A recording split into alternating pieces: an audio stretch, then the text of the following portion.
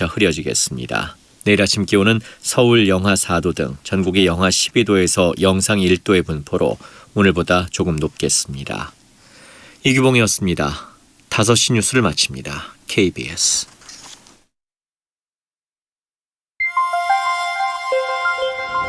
대한민국 중심 채널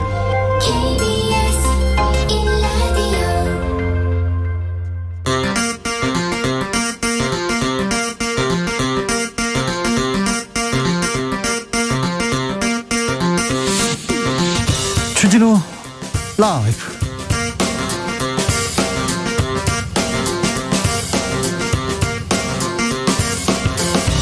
(2022년 1월 7일) 금요일입니다. 안녕하십니까, 주진우입니다. 걸어서 민심 속으로. 대선을 2달 앞두고 민주당 이재명 후보는 버스, 지하철을 타고 시민들을 만났습니다. 국민의힘 윤석열 후보는 이준석 대표와 두 번째 극적 포옹을 했습니다. 갈등은 끝난 걸까요? 이준석 대표가 낸 연습 문제 풀었는데요. 어제는 출근 인사, 오늘은 지하철 체험했습니다. 이제 공약 경쟁으로 본격적으로 나설까요? 오름세탄 안철수 후보는 어찌 된 일일까요? 정치연구소 영앤영에서 분석해 보겠습니다. 문재인 대통령의 지지율 다시 오름세입니다. 박근혜 전 대통령 특별사면이 긍정적인 영향을 미쳤다는 분석이 나오고 있습니다. 이런 가운데 노영민 전 청와대 비서실장, 자유한국당 지도부가 박근혜 석방 반대했다 이렇게 주장했습니다. 당시 당대표와 원내대표였던 황교안, 나경원 두 분 펄쩍 뛰었습니다. 친박의 대명사 조원진 우리공화당 대표는 정치적 이익을 위해서 사면에 반대한 사람, 인간의 탈을 쓴 악마다 이렇게 비판했는데요.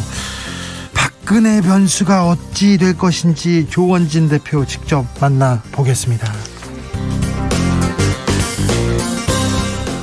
또 귀한 소방관 3분을 잃었습니다. 문재인 대통령은 가슴이 메인다, 투철한 책임감 용기로 화마에 맞서다 순직한 3분 소방관의 명복을 빈다고 위로했습니다. 이재명 후보는 국가가 소방관 안전 책임져야 한다고 했고요. 윤석열 후보는 안전만큼은 타협하지 않겠다고 목소리를 높였습니다. 더 이상 소방관들과 그 가족들이 눈물 흘리는 그런 나라는 되지 않아야 될 텐데 소망해 봅니다. 생애 마지막까지 자신을 희생한 고인들의 명복을 빌겠습니다. 나비처럼 날아 벌처럼 쏜다. 여기는 주진우 라이브입니다.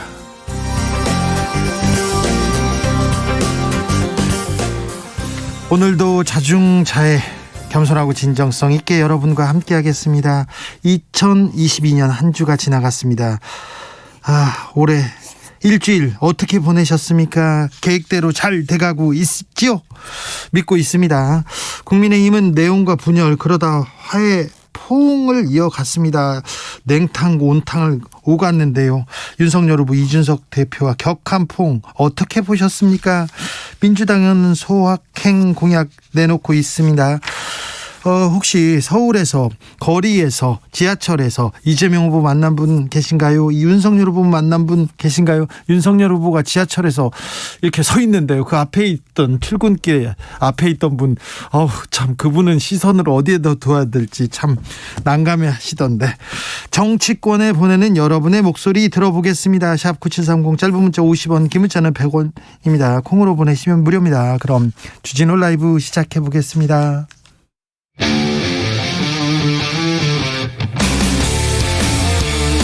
탐사보도 외길 인생 20년. 주 기자가 제일 싫어하는 것은?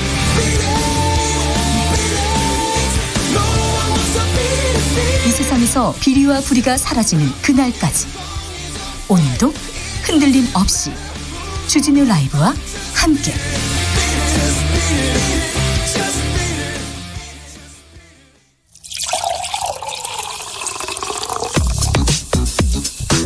진짜 중요한 뉴스면 쭉 뽑아냈습니다. 줄 라이브가 뽑은 오늘의 뉴스 주스. 정상근 기자, 어서 오세요. 네, 안녕하십니까. 한 주 잘 보내셨습니까? 네, 잘 보내고 이제 금요일이 됐습니다. 네, 새해 복 많이 받고 계십니까? 네, 네. 더 받아야 됩니다. 좀 새해 복 나눠주십시오. 많이 받으십시오. 네. 코로나 상황 어떻게 되고 있습니까? 네, 오늘 코로나19 신규 확진자 수는 3,717명입니다. 3,700명대. 네, 어제보다 400여 명 정도 줄었고요. 지난주 금요일에 발표된 확진자 수에 비해서는 1,150명 정도 적습니다. 확실히 감소세는 맞습니다. 네, 2주 전과 비교해보면 2,500여 명이나 적은데요. 네. 위중증 환자 수도 839명으로 계속 감소세를 보이고 있습니다. 병상도 지금 넉넉히 확보하고 있어요. 네, 전국의 병상 가동률은 54.8%, 수도권은 55.3%입니다. 네. 사망자는 45명이 나왔습니다. 정부는 방역 강화 조치로 코로나19 확산세가 누그러지면서 의료 대응에 여력이 생겼지만 이 지난해 11월 이 단계적 일상회복 시작 당시와 비교하면 유행 규모와 위험도는 아직 높은 수준이라고 밝혔습니다. 때문에 방역에 동참해달라라고 당부했는데요. 네. 이 단계적 일상회복 직전 일주일간 국내 하루 평균 확진자가 1,800여 명이었는데 최근 일주일간은 3,600여 명으로 아직은 배 수준으로 나타났습니다. 아직은 안심할 단계가 아닙니다. 일본의 확진자는 4,297명입니다. 그러니까 우리 확진자를 또 따라잡았는데요. 어디든 방심하면 안 될 것 같습니다. 코로나 방역 선진국이라는 호주도 일본도 다 어려움 겪고 있습니다. 우리도 마찬가지입니다. 선진국인데 우리는 선진국이야. 우리는 괜찮아. 그렇게 자만할 때가 아닌 것 같습니다. 자, 주말에도 각별히 좀 조심해 주십시오. 화재를 진압하다 숨진 소방관들의 장례가 경기도청장으로 엄수될 예정입니다. 네, 평택시 청부읍에 소재한 한 냉동창고 신축공사 현장에서 화재를 진압하던 도중 순직한 세 분의 소방관은 이 경기 송탄소방서 119 구조대 동료들입니다. 팀을 이끌던 28년차 최고참 베테랑 이형석 소방이 그리고 결혼을 석 달 앞둔 예비신랑 박수동 소방교 그리고 들어온 지 8개월 된 막내 조우찬 소방사입니다. 경기도는 내일 이충 문화체육센터에서 이 순직한 소방관들의 연결식을 열 예정입니다. 경기도청 장으로 엄수가 되고요. 소방청은 순직자들에게 옥조 근정 훈장 그리고 1계급 특진을 추서했습니다. 또 국가유공자로 지정해서 국립묘지에 안장하는 등 예우 절차를 진행할 계획입니다. 이형석, 박수동, 조우찬 3명의 소방관들의 명복을 빌겠습니다. 문재인 대통령은 위로 메시지를 전했습니다. 네, 문재인 대통령은 오늘 유영민 비서실장을 빈소로 보내서 이 투철한 책임감과 용기로 화마와 마지막까지 맞서다 순직한 세 분의 소방관 명복을 빈다라는 메시지를 전했습니다. 아울러 문재인 대통령은 갑작스러운 사고에 슬픔에 잠긴 유가족들에게도 위로의 메시지를 전했습니다. 유영민 실장은 유사한 사고가 계속 벌어지고 있다면서 다시는 이런 일이 없도록 정부가 잘 논의해 대책을 내놓겠다라고 밝혔습니다. 대선 주자들도 고인의 빈소를 잇따라 찾았습니다. 이재명 민주당 후보는 국민의 생명과 안전을 지키기 위해 애쓰시는 분들인데 정말 애도하고 명복을 빈다라고 밝혔고요. 윤석열 국민의힘 후보는 너무 안타까운 사고였다면서 사고 원인을 잘 파악해 안타까운 희생이 다시 발생하지 않도록 하겠다라고 말했습니다. 네.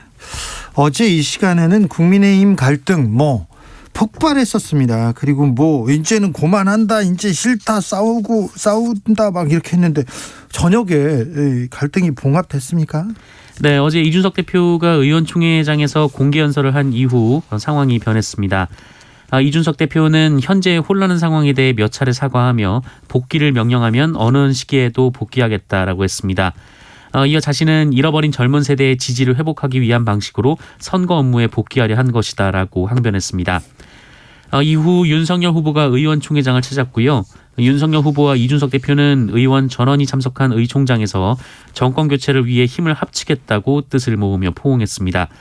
의원들은 당대표 탄핵안을 철회하면서 박수를 치며 환호했습니다. 그런데 일부 의원들은 이준석 대표의 연설에 호응한 사람은 없었다 이렇게 얘기합니다. 그러면서 친윤석열계, 친이준석계 서로 사과하라면서 직격탄을 날리기도 합니다. 극적 화해를 했습니다. 그런데 이 위태로운 브로맨스 어떻게 될지 곳곳에 지뢰는 아직 남아있는 것 같은데요. 어찌 풀어나갈지 지켜보겠습니다. 1935님께서 국힘 화해고 뭐고 다 좋은데 평택 조문 가면서 웃으면서 박수치고 환호하는 건 너무한 거 아닌가요? 화가 나네요 얘기하셨고요. 6466님 얼굴 한번 보고 저렇게 친해질 걸 왜 싸웠는지 이해가 안 가네요. 저렇게 친해졌는지는 아직 모릅니다. 네, 그렇지만 둘이 이제 손을 잡고 힘을 합치겠다고 하니까 좀 지켜보시죠. 조혜숙님, 요즘 정치계 상황을 보면요, 정신이 쏙 빠집니다. 한 치 앞도 볼 수 없고요, 예상할 수도 없고요. 이렇게 개연성 없는 상황이 있을 수 있나 하기도 싶어요. 도대체 포옹한 그들의 속내도 마음도 사진만큼 따뜻했을지 궁금합니다. 3012님, 다 좋은데요, 제발 시장 가서 어묵 먹으면서 민심을 알아본다, 이런 퍼포먼스는 그 누구도 좀 안 했으면 좋겠습니다. 21세기라고요. 그런데 이미 다 시장에 가서 먹방 다 찍었는데요. 네, 계속 이런 장면은 반복되리라고 봅니다. 윤석열 후보 이제 정책을 발표하기 시작했습니다. 네, 윤석열 후보는 오늘 지옥철로 유명한 이 김포 경전철과 9호선 급행열차를 체험했습니다. 윤석열 후보는 경전철이 2량밖에 없어서 교통이 아주 불편하겠더라라고 말했고요. 이후 관련해서 공약을 발표할 예정입니다. 또 이 소주, 맥주 등 이 주류 가격에 포함되는 주세를 음주운전 예방 그리고 피해자 지원 등에 활용하겠다라고 밝혔습니다. 주세의 10%인 3천억 원을 음주운전 시동 잠금 장치를 지원하거나 음주운전 예방 치유센터를 구축하거나 음주운전 교통사고 피해자 지원 사업에 활용할 것이다라고 밝혔습니다. 또한 수도권 광역 급행철도 노선을 연장하고 GTX 3개 노선을 추가하는 내용의 수도권 광역 교통망 공약을 발표했는데요.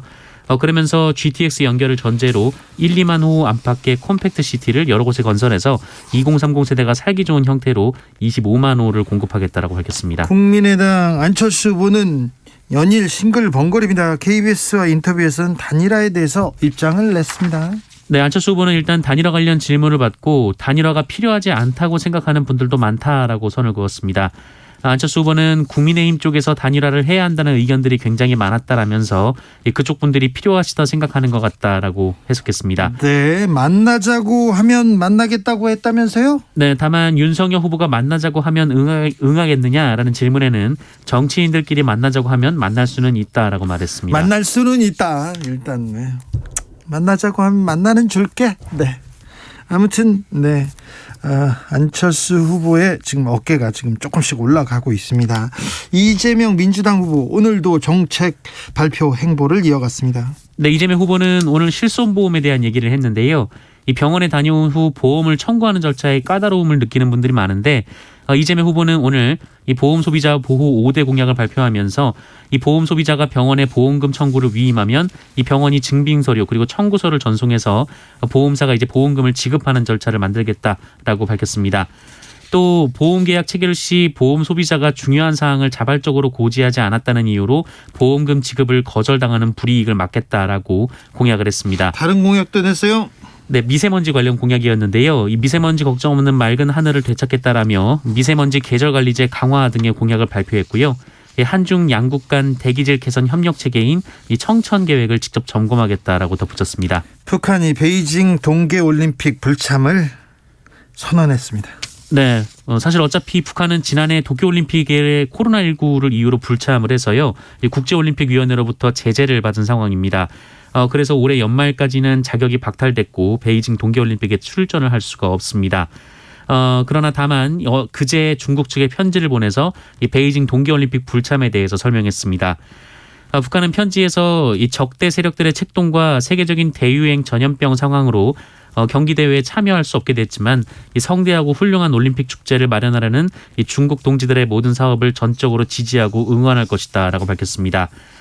또 이 베이징 동계올림픽을 성공적으로 개최하리라 확신한다라고 밝혔는데요. 아무래도 베이징에서 남북 간 한반도 평화 프로세스를 조금 진전시켜 보겠다고 하는 문재인 정부의 구상은 조금 차질을 빚을 것 같습니다. 네. 아무튼 뭐 어렵더라도 평화를 위해서 노력을 포기해서는 안 될 것 같습니다. 고압 전선에 감전돼 숨진 한국전력 하청업체 노동자, 이 사건과 관련해서 고용노동부 장관이 직접 경고를 보냈어요. 네, 오는 27일 중대재해기업처벌법 시행을 앞두고 최근 안경덕 고용노동부 장관이 이 정승일 한국전력 사장에게 전화를 걸어서 한국전력 사장도 처벌 대상이 될 수 있다라고 경고한 것으로 전해졌습니다. 안경덕 장관은 새해 첫 기자단 간담회 자리에서 이 정승일 사장과 통화한 사실을 공개했는데요. 앞서 한전 하청업체 노동자 김다운 씨가 지난해 11월 이 전봇대에서 작업을 하다 고압 전류에 감전돼 사망했고 이 과정의 안전수칙이 제대로 지켜지지 않은 것을 한국전력이 알고 있었다라는 의혹이 제기된 상태입니다. 예. 노동부 장관이 이 공기업 사장에게 직접 처벌 대상이 될 수 있다라고 경고한 건 이례적인데요. 한국전력은 지난해에만 8명이 사고로 숨져서 공공기관 가운데 사고 사망자 최다를 기록하는 등 대형 사고가 끊이지 않았습니다. 장관이 공기업 사장한테 직접 경고한 거 이례적이라고 보이기는 하지만 안경덕 장관 그리고 이 정부의 앞으로의 그 방향을 보여주는 것 같아서 안경덕 장관의 메시지는 굉장히 울림이 클 것으로 보입니다. 네. 개인적으로는 잘했다고 생각합니다. 잘하셨다고요. 네, 법원이 성소수자 부부의 건강보험 피부양자 자격 인정 소송.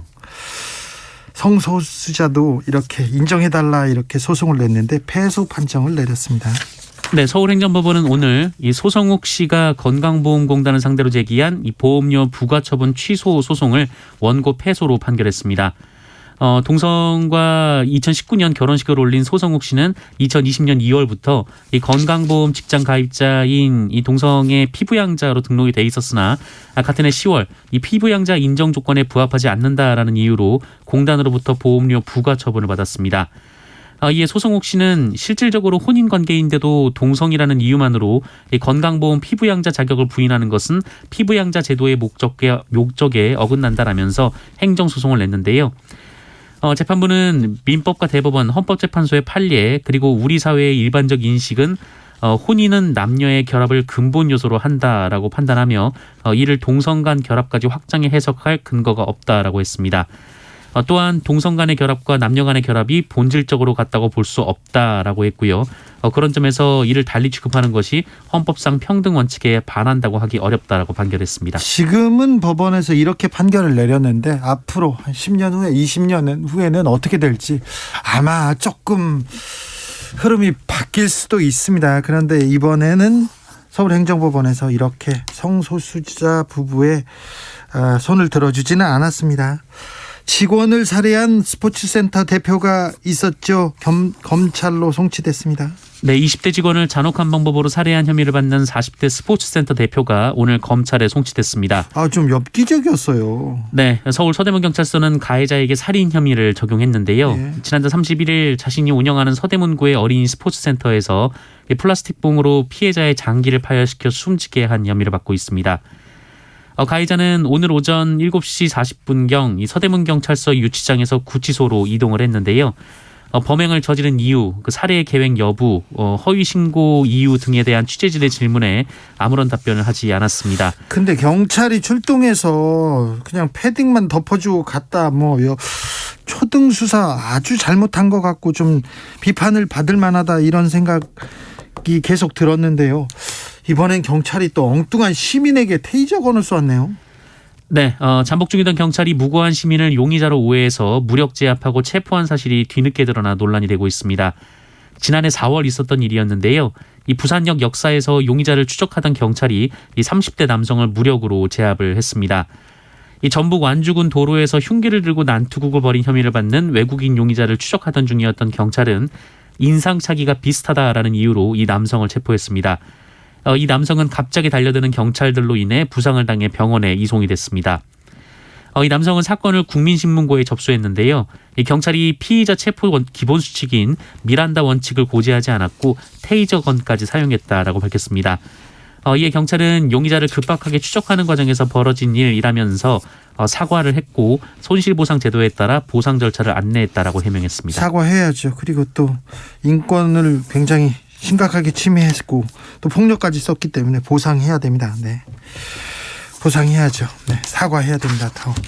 주스 정상근 기자와 함께했습니다. 감사합니다. 고맙습니다. 4033님께서 삼가 고인의 명복을 빕니다. 살아계신 소방관의 트라우마 치료도 기원합니다. 네, 소방관 그리고 가족들에 대한 트라우마 그 부분에 대해서도 좀 국가에서 신경을 좀 썼으면 합니다. 8271님 다 필요 없고요. 그냥 이준석 대표가 부럽네요. 맨날 이름 앞에 젊은이 붙지 않습니까? 비슷한 또래인 저는 벌써 나이가 이렇게 됐냐고 부정적인 말을 듣는데 어린이나 젊은이라는 수식어가 항상 붙는 이준석이 부럽네요. 그런 생각도 하셨군요. 1509님 내 나이 70 넘어서 가장 큰 선물은 문재인 대통령님이 박근혜 전 대통령님을 사면한 겁니다. 그러니 당연히 지지율은 올라야 합니다. 그렇게 생각하십니까? 0805님 대선 후보들 청년 공약 많이 내는 거 좋습니다. 다만 사회적 약자가 청년만 있는 건 아니잖아요. 하루가 멀다 하고 쏟아지는 아동학대 사건, 하청 노동자 사망 사건, 너무 높은 노인 자살률, 노인 빈곤 문제 크지요. 소수자 차별 등 사회적 약자를 위한 공약은 잘 보이지 않습니다. 표가 안 돼서일까요? 그런 것도 같습니다. 코스피 5천도 좋고 청년 정책도 좋고 다른 사회적 약자들을 위한 목소리도 함께 내주셨으면 좋겠습니다. 표를 떠나서 그런 목소리도 널리 퍼지는 그런 대선이 됐으면 합니다. 네. 지적 감사히 받겠습니다. 교통정보센터 다녀오겠습니다. 김한나 씨. 네, 시각 교통정보입니다. 지금 교통량이 많습니다. 먼저 올림픽대로 공항 쪽으로는 영동대교부터 여의 하류까지 어렵고요. 반대 잠실 방면은 가양대교 남단 부근 1차로를 막고 고장난 차량을 처리하고 있어서 부근으로 혼잡합니다. 또 강변북로 일산 쪽으로는 영동대교에서 양화대교까지 어렵습니다. 또 내부순환도로 성산 방면으로는 홍제에서 연희램프 쪽으로 고장난 차량이 서 있습니다. 이전에도 정릉터널 입구부터 밀리기 시작하고요. 한강 교량 영동대교 북단에서 남단 쪽으로도 사고가 나서 1차로가 막혀 있습니다. 수도권 제일순환고속도로 일산에서 판교 쪽으로는 김포요금소에서 송내까지 10km 이상 밀리고요. 판교에서 일산 쪽은 시흥에서 송내까지 또 통일로에서 노고산 1터널까지 어렵습니다. KBS 교통정보센터였습니다.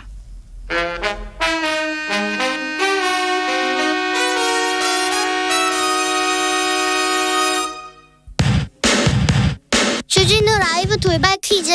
오늘의 돌발 퀴즈는 주관식으로 준비했습니다. 문제를 잘 듣고 보기와 정답을 정확히 적어 보내주세요. 아메리카노의 가격이 조금씩 오를 것으로 보입니다. 가장 큰 이유는 커피 원두의 가격 상승인데요. 최대 커피 생산국인 이 나라에 가뭄과 냉해 피해가 심해져 원두 수확량이 급감했기 때문이라고 합니다. 자, 여기서 문제 드릴게요. 세계 제1의 커피 생산국이자 수출국으로 남아메리카 중앙부에 있는 이 나라는 어디일까요? 보기 드릴게요. 1번 브라질, 2번 몰디브. 다시 한번 들려드릴게요. 1번 브라질, 2번 몰디브. 샵 9730 짧은 문자 50원, 긴 문자는 100원입니다. 지금부터 정답 보내주시는 분들 중 추첨을 통해 햄버거 쿠폰 드리겠습니다. 주진우 라이브 돌발 퀴즈 월요일에 만나요.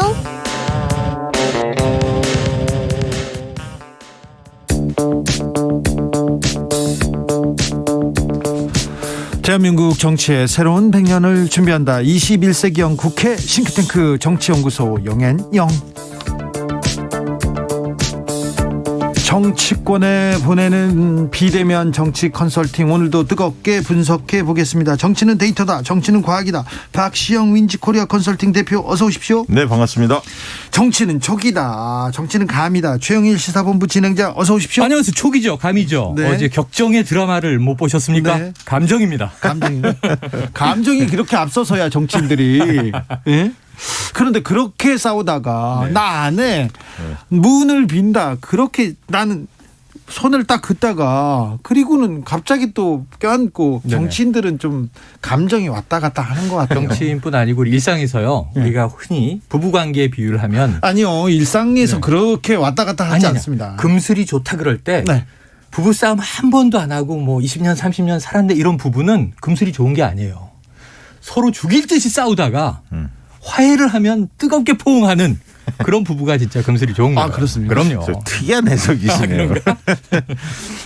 어제 이제 쭉 봤는데 네.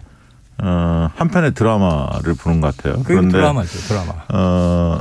서로의 필요에 의해서 하긴 했는데 극적으로 손을 잡았긴 했는데 그렇습니다. 서로의 필요에 필요에 의해서.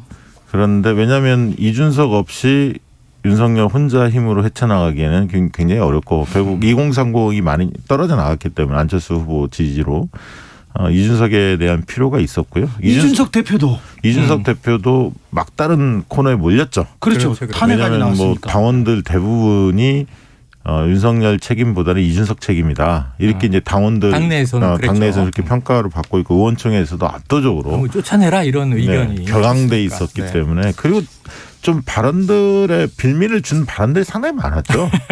네. 뭐 연수 문제 네. 막 이런 식의 본인이 너무 좀 기고만장한 이런 그런 느낌을 줬기 때문에 많이 불편했죠.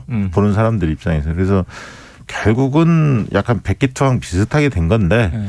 어쨌든 이준석 대표도 그 몰렸다가 극적으로 살아난 케이스라고 보여집니다. 그런데 이제 보면 이래요. 사실은 갈등이 계속 지속되는 것보다 지금 새해 들어서 갈등이 점점점 고조되다가 클라이막스까지 갔으니까 여기서 지금 김종인 전 총괄 박차고 나갔지 않습니까? 근데 여기 이제 이준석 대표까지 만약 내부에 탄핵 방법은 없어요. 당원 당규에 따르면 네. 불가능한데 문제는 버텨서 싸운들 누구도 실익이 없단 말이에요. 네. 지지율은 쭉쭉 떨어지죠. 네. 그러니까 이런 상황에서 당연히 갈등의 지속보다는 봉합이라도 된 게 그나마 다행인데 네. 문제는 이 봉합이 좀 국민들에게 다수 납득이 될 수 있어야 되는데 네. 그동안 우리가 어떻게 분석을 해왔냐면 이건 이준석 대표 개인의 감정, 윤 후보 개인의 감정, 물론 성격과 캐릭터의 문제도 있습니다. 김종인 전 총괄까지 포함해서 세 명이 다 누구도 양보하거나 말 한마디를 좀 이렇게 살갑게 하는 스타일이 아니잖아요. 예. 그러니까 말 한마디에 가시가 있죠. 거의 칼이 숨어 있죠. 서로를 향해서 돌다 보니까 계속 상처기만 나는 거예요. 하지만 사실은 이게 개인의 캐릭터 문제는 표면적인 거고 이면에는 세력 간 충돌이다. 이렇게 네. 보는 거죠. 왜냐하면 이제 앞으로 여러 가지 이권을 놓고 대선뿐이 아니에요. 당권에 관련해서는 지금 3월 9일 날 재보선도 치러야 돼요. 여러 군데. 공천도 해야 되고 6월 지방선거 엄청난 또 이게 정치 시장입니다.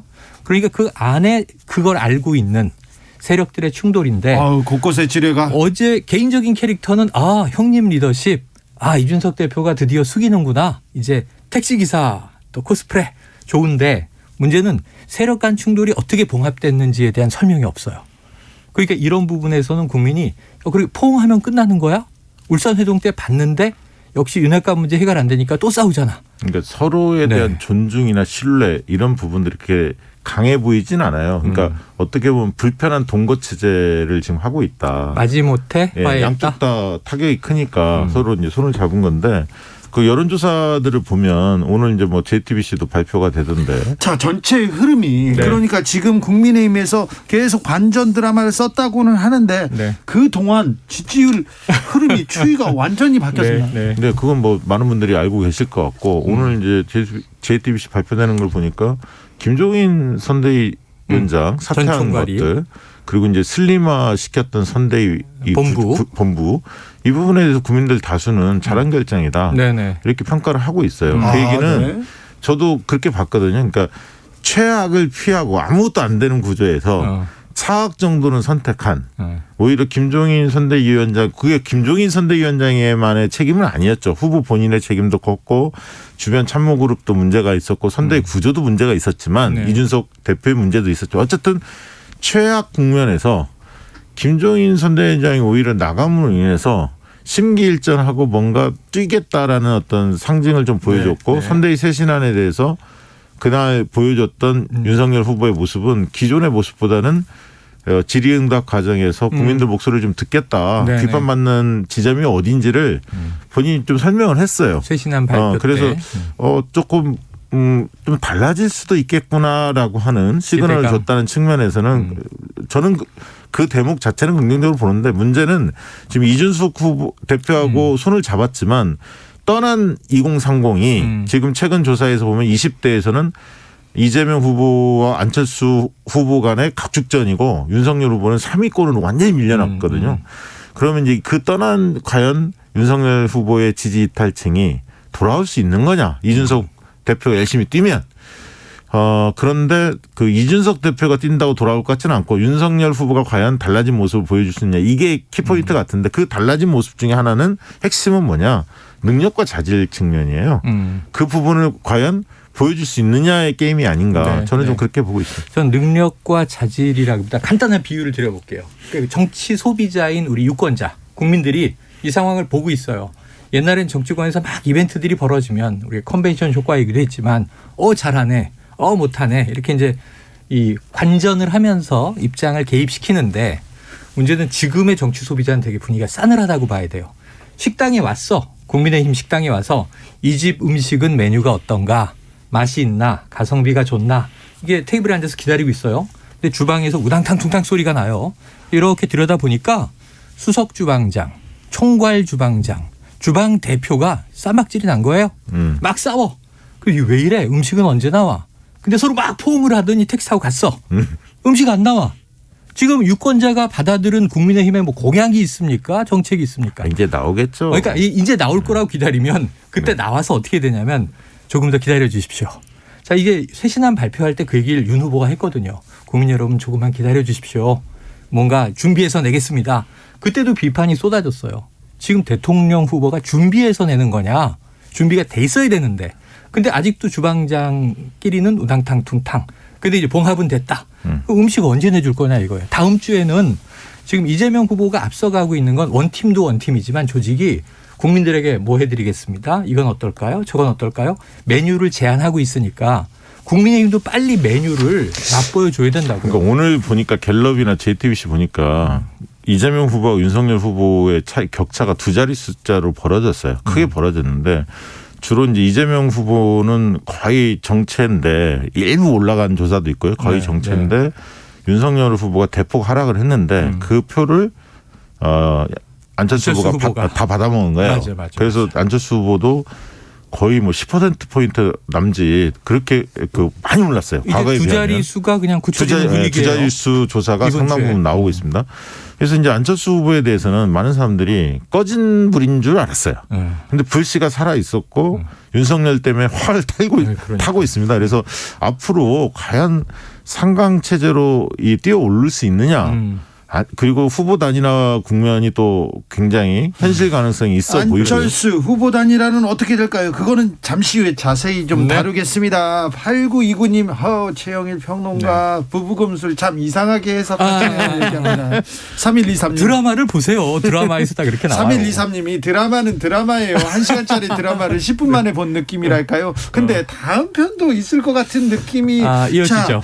그러니까 이제는 이 갈등이 봉합된 겁니까? 4592님 이제 권성동 장제원 의원 어떻게 됩니까? 이제 윤핵관 안 보이는 건가요? 물어봅니다. 저는 간단하게 말씀드리면 윤핵관에 대해서 이준석 대표가 당분간은 언급하지 않을 것이다.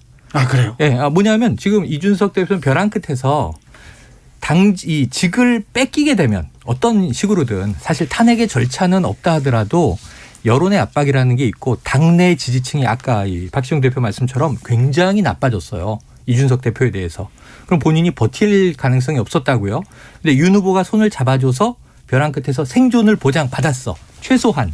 근데 이준석 대표는 길게 자기 정치를 보는 인물이기 때문에 지금 다가오는 지방선거도 그렇고 청년 정당으로 개조하고 싶은 거예요. 지금 국민의힘 보수정당을. 그런데 여기서 대선전에 나가 떨어지면 할 수 있는 게 없다는 걸 알죠. 그래서 자신의 이 어떤 당 대표직을 연명하는 조건으로 적어도 앞으로 2달 대선 때까지는 윤핵관하고 표면적인 충돌을 일으키진 않을 것 같은데. 그렇다면 이준석 대표가 그럼 전 패배했다고 봐요. 그리고 윤핵관에게 진 그림을 어제 우리가 본 거라고 입을 닫고 있을까요? 왜냐하면 어제 사실 하나 건진 거는 이준석 대표가 생중계 요구에서 28분 모두 나름 발언한 명분을 거. 챙겼지만 사실 굴복 선언이었죠. 그 이후에는 연수 문제라는 표현도 잘못했습니다. 제가 뭐 좀 너무 이제 오만했습니다. 그런 얘기 다 했고 사과했고 어제. 근데 저는 중요한 거 윤핵관이 사라지느냐. 안 사라진다니까요. 수면 위에서만 사라지지 수면 밑에서 활동합니다. 그게 더 무서운 거예요. 왜냐하면 지금 이번에 그 임명을 받았던 분 중에 권영세 전 의원이 본부장, 사무총장 사무총장하고 이철규 의원이 전략기획 부총장을 맡았는데 이분이 이제 경찰 출신이에요. 그리고 권성동 의원하고 굉장히 가깝습니다. 윤핵관의 핵심인 권성동 의원과 지역구도 인근에 있고 굉장히 가깝습니다. 근데 묘하게 지금 이제 권영세 의원 같은 전 의원도 검사 출신이고 이철규 전략기획 수석 기획부총장, 전략기획부총장도 경찰 출신이고 네. 원희룡 전 의원도 원래는 검사 출신입니다. 네. 그래서 검사들과 경찰 라인들이 전진 배치됐어요. 그걸 보면 뭔가 이제 민주당 쪽 이재명 후보나 이재명 캠프를 향해서 뭔가 약간의 의혹 같은 경우 네. 이런 것들을 막 쏟아내지 않을까. 한편으로 그러니까 세 축으로 갈 것 같아요. 한편으로는 민주당이나 이재명 후보 관련해서 여러 공세. 의혹들을 집중적으로 제기하면 네거티브 선거전으로 몰고 갈 가능성이 있다. 저는 좀 그렇게 보여지고 또 한 측에서는 안철수와의 단일화를 정교하게 어떻게 만들 거냐 고민을 할 것 같고요. 세 번째는 2030을 좀 다시 끌어들이기 위한 나름대로 좀 겸손하면서 여러 가지 공약. 스킨십도 하고 이런 공약들도 내고 소통 행보를 강화하지 않을까. 그 세 가지가 점쳐집니다. 박시영 대표님, 최영일 평론가께서 이제 이준석 대표는 대선 때까지는 좀 조용히 입을 담을 것이다 이렇게 로우키로 갈 거예요. 아니 본인이 근데 운전대를 잡았잖아요. 네네네. 대선 운전대를 내가 잡겠다는 상징적 표현이란 말이죠. 또 갈등이 일어나진 않겠죠, 윤석열 후보. 갈등은 있을 수 있는데 뛰쳐나가기는 쉽지는 않을 겁니다. 이번에는 뛰쳐나가는 순간 이준석 대표의 정치적 생명이 굉장히 위험하죠. 자, 한 번 더 이런 일이 벌어지면 사퇴하겠다. 세 번 어제 그 얘기를 가출하면 했어요. 네네네. 가출하겠다. 원래 삼진아웃도 있잖아요. 네. 네, 그 대신 이제 가출을 안 한다는 의미로 지금 당사에다 침대 놔달라 그랬죠. 아예 숙식하겠다. 그런데 중요한 것은 서로 신뢰하느냐 문제예요. 지금은 서로 필요에 의해서 손을 잡았지만 네. 가슴 깊게 서로 신뢰한다는 느낌은 사실 안 들어요. 그동안 오고한 말들이나 이런 거 여러 가지 봤을 때는. 박시영 대표가 지금 필요라는 단어를 몇 번 네, 강조합니다. 맞아요. 그렇습니다. 필요에 의한 강요입니다. 그러면요, 여기서 하나 더 묻고 갈게요. 김종인 전 위원장은 그럼 가만히 있을까요? 저기 윤석열 후보를 응원할까요? 그분은요. 가만히 있는 것을 못 견뎌하시는 분이에요. 그렇지. 약간 언론에 자기가 많이 다뤄지는 것을 굉장히 즐겨하시는 것 같아요. 그렇죠. 그래서 뭐 사무실 개인 갖고 있지 않습니까? 네, 맞아요. 거기 나오면 또 기자들이 늘 포진한 데 있고 그렇죠. 가끔 또 언론에 부르겠죠. 그러면서 이제 훈수를 줄 겁니다. 네. 그렇다고 윤석열 후보를 기존의 메시지처럼 성토 중심으로 가지는 않을 거예요. 아하. 약간 양비론 비슷하게 네. 이재명도 비판할 거 비판하고 안철수 후보한테는 가장 매섭게 비판할 겁니다. 아, 그래요? 원래 천적이지 않습니까? 네. 김종인 선대위원장. 그래서 이제는 이 정권을 가질 뻔한 총괄 자리에서 네. 이제는 이 자문 컨설턴트 역할로 좀 하방했다. 네. 근데 저는 그냥 놔두진 않을 거예요. 그러면은 이 김종인의 입은 매우 적대적인 메시지를 쏟아낼 것이 분명하기 때문에 무섭죠. 그래서 이 선대위 해체를 선언하는 날 자, 김종인 전 총괄의 자리는 없고 사실은 해촉하기 전에 자진 사퇴를 해버렸지만 계속 조언을 듣겠습니다라는 이제 여운을 남겼는데 당시에는 김종인 전 총괄은 내가 조언을 왜 해줘? 네. 나온 마당에 굉장히 이제 뭐 비전도 없는 인물이고 말도 못 알아듣고 이런 얘기를 막 쏟아냈지만 네. 사실 지금 이준석 대표 역할을 보고 있었는데 서바이벌을 했단 말이에요. 전 이준석 대표가 보이지 않는 커넥션 역할을 하면서 그럴 가능성이 김종인 전 총괄을 관리하기 위한 노력을 네, 나름 할 겁니다. 그리고 홍카콜라 홍준표 네. 의원과의 관계는 어떻게 됩니까? 뭐 다음 주에 뭐 비공개 회동 얘기가 맞아요. 언론에 보도가 되던데 만날 가능성도 있죠. 있죠. 있는데 이제 홍준표 전 대표, 네. 홍준표 후보가 수면 위에 올라서 네. 적극적으로 돕는 것 자체가 과연 그걸 그렇게 할 가능성이 높냐 네. 보면 저는 그렇게 높아 보이진 않아요. 저는 덕담 정도 오고 가지 네. 않을까 그렇게 예상하는데 만약에 적극적으로 뛰신다면 그 전에 이제 이야기한 부분이 뭐냐면 부인 리스크, 처가 리스크에 네네네. 대해서 명확하게 해라라고 굉장히 강조를 했어요. 지금 또 하고 있어요. 하고 계속. 있어요. 그럼 그 부분에 대해서 윤석열 후보의 뭔가 기존과 달라진 입장이 명확히 나와야 하고 지금 사실 검찰 측에서 뭐 도이치모터스도 마찬가지지만 학력 경력 위조 관련해서 지금 뭐 소환 수사 네, 자체가 네. 이루어지지 않고 있지 않습니까? 어떻게 보면 약간 눈치 본다는 느낌도 심지어는 뭐 든단 위험이 말이죠. 불기소하는 거 아니냐 하는 얘기도 솔솔 나와요. 예, 그렇게 됐을 때 오히려 그렇게 하면 국민들의 분노는 더 커질 겁니다. 그러지 않겠어요? 검찰이 제 식구 감싸기 아니냐. 검찰총장이었기 때문에 눈치 보는 거다. 이렇게 판단하겠죠. 안 그래도 뭐 검찰당 아니냐는 비판인데 아까 네. 뭐 검찰들이 전진 배치됐다고 말씀하시지만 저는 전진 배치가 아니라 그대로예요. 애초에 권성동 전 사무총장도 검사였고 네. 다 그 라인을 그 검사 출신들이 잡고 있는데 네. 근데 이제 저는 홍카콜라, 네. 홍준표 의원은 합류하지 않는다. 왜냐하면 잘 보시면 탄력을 받아서 지지율이 야 조금 노력하면 되겠구나. 내가 이 팀에 합류하면 플러스 알파가 되는데 대통령이 되는 길을 굳히기 하는 디딤돌 역할을 내가 할 수 있어. 그래야 자기가 빛나는 거예요. 그렇죠. 지금 지지율이 하락하고 있는데 왜 들어갑니까? 제가 홍준표 의원이면 정치적 계산을 하면요. 지금 들어가면 여차하면 공멸이에요. 밖에 내가 버티고 있어야 나라도 살아. 어쩌면. 이런 위기의 상황에 내가 딱 나오면 어쩌면 이제 이 보수의 이순신이 될 수 있을지 모르지만 그렇게 위험한 모험수를 두기에는 지금까지 홍준표 의원의 스탠스로는 오히려 삼자적 평론가적 관점을 더 즐길 것이다. 이 부분이 관전 포인트입니다. 네. 포인트입니다. 뭐냐면 이준석 대표가 그동안 관계를 보면 안철수 후보와 관계가 굉장히 불편했어요. 안 좋았죠. 나빴죠. 그리고 김종인 선대위원장도 굉장히 안 좋았고. 안 좋았어요. 자, 2030이 안철수 쪽으로 많이 빠져나왔습니다.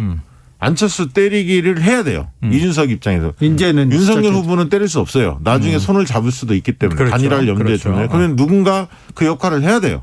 이준석 대표가 자임하고 그 역할을 할 가능성이 있는데 그렇게 됐을 때 홍준표 전 대표는 어떤 입장일까? 저는 안철수 후보는 아마 때리지 않을 겁니다. 홍준표 후보는. 왜냐하면 결국은 윤석열 후보 단독으로 집권하기 어렵다. 이렇게 판단이 이미 끝냈다고 보고 왜냐하면 후보가 준비가 너무 안 돼 있고 아까 배우자 리스크나 여러 가지가 있기 때문에 약간 지지율은 상승할지 몰라도 따라잡기 쉽지 않을 거다. 이렇게 판단하고 있을 것 같고 그래서 홍준표 전 대표의 메시지를 유심히 보시면 안철수 후보에 대해서는 그렇게 비판하지 않습니다. 지금까지 안 했죠. 지금까지 안 했습니다.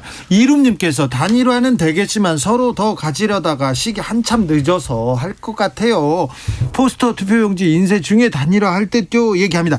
이제 내리막세를 탄 윤석열 후보 그리고 오르막길에 오른 안철수 후보의 단일화가 초미의 관심사가 돼버렸어요. 네. 이제. 돼버렸어요. 그래서 이 어쩌면 아니할 수 없는 상황이 될 텐데 네. 저는 이제 다음 주 여론조사가 분기점이에요. 하나의 분기점. 왜냐하면 어제 본 이 봉합을 국민들이 어떻게 평가하느냐. 저는 오르는데 소폭 단기 오른다. 잠깐 올랐다가 별로 의미 없다. 그다음에 다른 이슈에 묻혀버릴 가능성이 큰데 다른 이슈가 안철수의 약진이 지금 적어도 10%, 15% 이렇게 딛고 올라가서 20% 근접하면 거기서 빠지는 건 윤석열 후보의 표란 말이에요. 지금 지지율이란 말이에요. 그럼 비등해지잖아요. 비등해지면 여기서는 붕괴가 더 가속화돼요. 안철수도 가능하네. 20까지 올라가네. 그럼 20까지 갔으면 30 못 찍을 한 법 없네. 근데 지금 호감도 비호감도 비교를 해보면 못 찍습니다. 안 사실. 후보가 훨씬 유리해. 그래서 전 안철수 19, 20%에 모든 게 달려있다. 그래요. 아니 그러니까 호감도로 보면 약간 추가 상승 여지는 분명히 있어요. 네. 안철수 후보가. 아 그래요? 더 오를까요? 조금 올라가. 조금 왜냐하면 더. 2030 여성층이나 이런 쪽에서 네. 여성층에서 조금 더 오를 가능성이 있어요. 있다고 보여지는데 아까 얘기했듯이 초반에는 지금 이준석과 어쨌든 봉합을 했기 때문에 윤석열 후보도 조금 상승 여지가 있단 말이에요. 그렇죠. 그러면 안철수 후보가 단계 더 뛰어오르기 쉽지는 않아요. 일단 추락이 네, 그냥 정지하면 딱 그렇죠. 멈춰 있는 상태에서 다음 주에 그냥 이번 주하고 비슷한 양상을 보일 가능성도 있고 그렇게 봤을 때 안철수 후보는 지난 서울시장 재보궐선거에서 단일화 과정을 너무나 잘 알거든요. 이게 디테일의 그 협상 전략에 따라서 어마어마하게 차이가 하나 있고요. 그러니까 모수를 뭘로 잡냐, 전 국민을 대상으로 할 거냐, 아니면 민주당 지지층만 빼고 나머지를 그렇죠. 잡을 거냐. 아마 이거 기싸움 팽팽할 그렇죠. 거고요. 두 번째는 실제 단일화에 들어가잖아요. 그럼 여론조사를 돌릴 수밖에 없지 않습니까? 그렇죠. 그럼 날짜 공개가 돼요. 그러면 어떤 현상이 벌어지냐. 이런 대형 이벤트의 경우에는 조직 동원. 조직이 총동원되고 뭐 착신하고 난리가 아닙니다. 그렇죠. 맞아요. 특히 이제 뭐 휴대폰 가상번호를 한다면 맞아요. 적극적으로 전화 받아라 독려하면 안철수 후보가 4에서 5%포인트는 무조건 진다고 봐야 돼요. 그 조직세에서. 조직력 때문에. 왜냐하면 그 안철수 후보를 지지하는 분들은 정치에 관심이 없는 분들이 상대적으로 제법 있어요. 무당파적 성격을 갖고 있는 분들이. 그래서 그렇게 전화에 적극적 응대를 상대적으로 덜합니다. 국민의힘 쪽이 훨씬 세다고 봐야 하고요. 그렇게 보면 안철수 후보가 여론조사상 뭐 전 국민 대상으로 하든 아니면 뭐 민주당 지지층을 제외하든 어쨌든 협상에 있어서 한 5%포인트 이상은 높은 상태에서 단일화를 해야 안철수 후보가 승산이 있지 그렇지 않을 경우에는 윤석열 후보가 될 가능성이 더 높은 게 현실적이에요. 그 말에 동의하면서 이게 올해 좀 제가 다르다고 보는 건 뭐냐면 주변의 보수 성향 지지층이나 혹은 이제 뭐 심지어는 국민의힘 당원이나 이런 입장의 이야기를 모아보면 제가 좀 놀란 게 뭐냐면 지금 윤석열 후보 교체론 심지어 70%에 육박했다. 이게 어디서 나온 거냐면 당내에서 나온 거예요. 그러니까 지지층에서 나온 거야. 민주당 쪽에서 막 흔들려고 윤석열 내려가야지 교체해야지 이렇게 분위기 잡는 게 아니고 당내에서 어제 이 화합이 이루어졌는데 가장 비판적인 게 민주당이 아니에요. 민주당 주권 지지자들까지 강 건너 불구경하면서 야, 이게 거의 갈등이 더 갈 줄 알았더니 봉합이 됐네? 네. 그러면은 다시 올라가고 우리 후보랑 싸우는 거 아니야? 준비해야지. 이게 민주당 태세고 당내 여론 중에 강성보수 지지층이 윤석열 후보 실망이다. 이준석을 이 기회에 내쳐야지 왜 다시 품어주느냐. 이 불만이 되게 높아요. 당내에 있어요. 그 여론조사를 돌리면 저는 국민의힘 지지층이 안철수를 많이 찍을 거라니까요. 근데 조직이 동원 예년처럼 동원이 안 제가 돼. 그 단일화 하기 전에 단일화 뭐 빨라 2월 중순일 거고 2월 뭐 하순에 할 수도 있지 않습니까? 선거운동 들어간 다음에도 그렇죠, 할 수도 그렇죠. 있는데 저는 어떻게 보냐면 안철수 후보는 지금까지는 양 후보들이 이재명, 윤석열 이 두 후보 측에서 사실은 양측의 싸움이 있었지 그냥 비판도 안 하고 내버려 둔 거예요. 사실 안철수 후보는. 맞아요. 그런데 자 도덕성이나 여러 가지 부분에서 두 후보가 상처가 꽤 있어요. 맞아요. 흠도 있고. 안철수 후보는 상대적으로 그런 부분이 덜하단 없어 보여요. 말이에요. 네. 그 부분이 깨끗하게 보이는 측면은 있지만 네. 정치적 때는 가장 많이 묻었습니다. 안철수 후보가 12년 동안에. 윤석열, 이재명 후보의 정치적 때보다는 안철수 후보가 그런 부분이 많이 묻어 있거든요. 갈짓자 행보도 했고 뭐 숱하게 손도 잡았다 실패도 정당 하고. 파괴 행보 등 철수 저는 그 등등. 부분을 아직은 네. 양 후보나 양 정당이 본격적으로 네거티브를 안 해서 그냥 프리 상태로 있기 때문에 지금 올라온 거지. 나중에 이게 본격화되잖아요. 네. 그럼 안철수는 뭐가 다르냐고. 이런 얘기들이 나오기 마련이다. 저는 그렇게 봐서 어느 정도는 올라갈 가능성이 저는 있다 보는데 말씀하신 대로 호감도 때문에 그 이상을 돌파하기에는 지금 그리고 한계가 의석수가 있다. 세석인데 맞아요. 단독 집권도 불가능하고 그다음에 그 국민의힘과 단일화 한다고 하더라도 이게 국정이 안정적으로 운영될 수 있는 건가에 대한 국민들도 그래서 고민이 됩니다. 안철수 후보에게 좀 이게 컨설팅을 해드린다면 비대면 컨설팅은요. 트로이 목마 작전을 써야 돼요. 트로이 목마라. 네, 뭐 당대당 뭐 외곽에서 그냥 동등하게 하겠다. 지금 계속 그런 얘기를 하는데 서울시장 재보선 때 차라리 선합당을 해서 국민의힘 안으로 흡수돼 들어가서 내부 경선으로 끝까지 올라가면 훨씬 흥행 효과가 컸을 텐데 물론 물고 뜯는 이제 여러 가지 두려움 때문에 들어가지 못했고 끝까지 갔으리란 보장은 없으나 통합도 네. 나중에 통합 얘기가 단일화할 때 또 나오잖아요. 결정권 누가 갖고 있습니까? 이준석 당대표예요. 그렇지. 후보가 아니에요. 윤석열 후보가. 이준석 당대표는 안철수와 몸이 섞이는 거 싫어합니다. 지금부터 쉽지 않은 이제 얘기예요. 안철수 후보를 때리기 시작하겠죠. 그렇겠죠. 당연히 때리죠. 네. 그 시작했다라고 볼 수도 있고 그래서 저는 M&A 당하고 네. 내부에서 투쟁을 해서 권력을 뺏어오는 것이 유일한 방법이다. 그런 당대당으로 아니 선거 전격적으로 국면까지 당대당 가면 통합을 하면 어렵죠. 쇼킹하긴 안철수가 한데 어렵죠. 안철수 노선이라는 게 양 기성정당을 비판하면서 홀로 서기가 그래도 그런 기성정당을 싫어하는 층한테는 나름대로 울림도 있고 지지를 받을 이유도 있었어요. 그런데 전격적으로 대선 먹기 위해서 통합을 한다? 그 전에 통합이 김종인 위원장이 뭐 반대하고 뭐 그전에도 이렇게 안 됐는데. 됐는데 예, 대선 이번- 코앞에 두고 통합한다? 그건 코미디죠. 그게 쉽지 않을 텐데. 그런데요. 지금껏 윤석열 후보하고 이준석 대표가 싸워가지고 네. 이슈를 독점했어요, 사실은. 맞아요. 근데 이제 앞으로 윤석열 후보, 안철수 후보가 이 또 경쟁하면서 이슈를 독점하게 될 네, 수도 네, 있는데 네. 그렇죠. 그러면 이재명 후보는요, 계속 지금 공약을 내고 있는데 이거 이재명 지금은요, 후보한테는 어떤 이제는 잘 보시면 TV 토론을 할 수밖에 없습니다. 할 수밖에 없어요. 왜냐하면 윤석열 후보가 공개적으로 그렇게 표명을 했고 무제한한다는 얘기까지 한다고 나왔어요. 했고 그러면 이제 방송사들이 그동안 미뤄놨던 것들을 하겠죠. 이제 하기 시작할 겁니다. 그러면 3자 토론이 있을 수도 있고요. 최소한. 심상정 후보까지 4자 토론이 있을 수도 있고 김동연 양자 후보까지 1대1 뭐 토론도 할 수도 어떤 데는 그게 더 재밌겠다 네. 싶으면 부를 수도 있을 겁니다. 그러면 그 이슈가 이제 TV 토론을 중심으로 형성될 수밖에 없습니다. 그런가요? 저는 그래서 토론이 1월에 시작될 수밖에 없는데 네. 지금 이제 다음 주면 이미 1월 중반이니까 네. 1월 중반 혹은 후반에 TV 토론이 시작되면 적어도 안철수 후보가 지금 5% 이상이니까 최소한 3자 토론은 열릴 수밖에 없는데 이렇게 시작이 되면 이 단일화에 대해서 안 후보와 윤 후보가 입장을 얘기한다고요. 그리고 나서 이게 토론이 한 서너 번 진행되면 2월에 본인이 던진 말이 덫이 돼. 네. 그래서 그것을 부인하면 그러니까 3자 토론이 되면 어떤 양상이 벌어질까 저는 예상이 돼요. 네. 윤석열 안철수 두 후보가 집중적으로 이재명 후보 공격하는. 공격도 하고 질문도 그쪽으로 갈 거예요. 네. 그러면 네. 이재명 후보의 발언 시간은 훨씬 더 늘어납니다. 그렇죠. 그걸 어떻게 잘하냐 못하냐의 게임이지 맞아요. 스포트라이트는 어떻게 보면 이재명 후보가 맞아요. 받을 수도 있어요. 그렇죠. 이재명 후보가 피할 리 없습니다. 자, 그러면요. 대선 막판 남은 변수 또 뭐가 있습니까? 하나씩만 짚어주세요.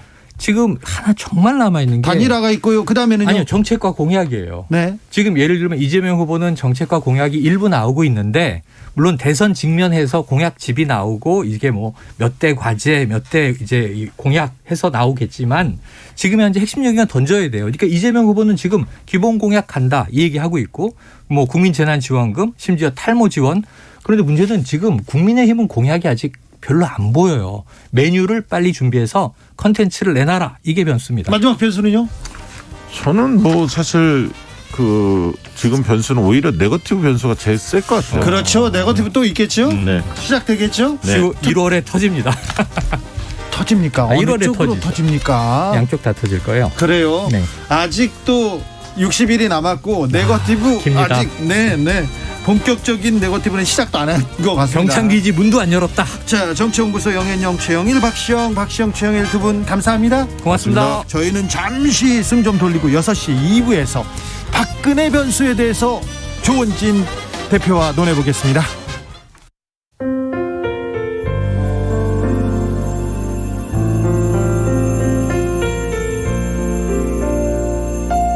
KBS 라디오 연중기획 희망충전 대한민국 463번째 이야기. 안녕하세요. 아나운서 이현주입니다. 엄마 사랑해요. 엄마 고맙습니다.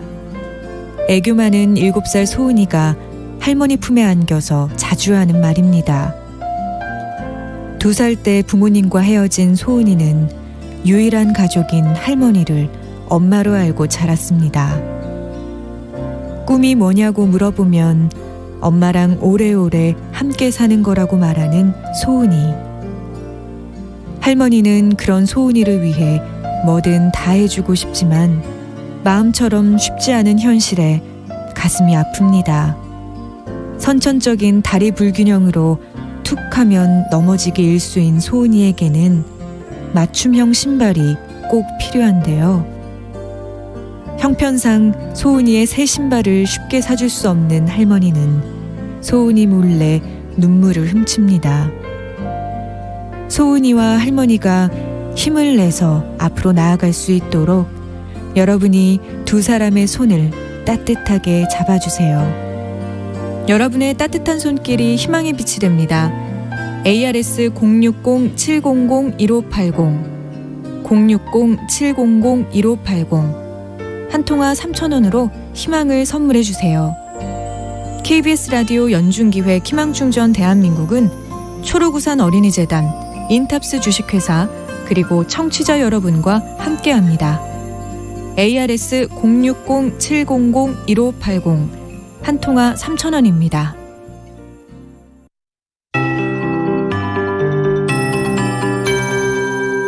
KBS 58분 날씨. 이번 주말과 휴일은 물론 다음 주 월요일까지 기온은 평년 기온과 비슷하거나 좀 더 높은 기온이 예상됩니다. 이렇게 추위가 주춤한 틈을 타 대기 상황은 점차 나빠질 것으로 보이는데요. 오늘 밤 수도권 지역과 세종, 충청북도, 충청남도, 전라북도 지역을 중심으로 나쁨 단계가 예상되고 내일도 비슷한 상황이 이어지다가 내일 밤 인천과 충청남도 지역은 매우 나쁨 단계에 이르겠고요.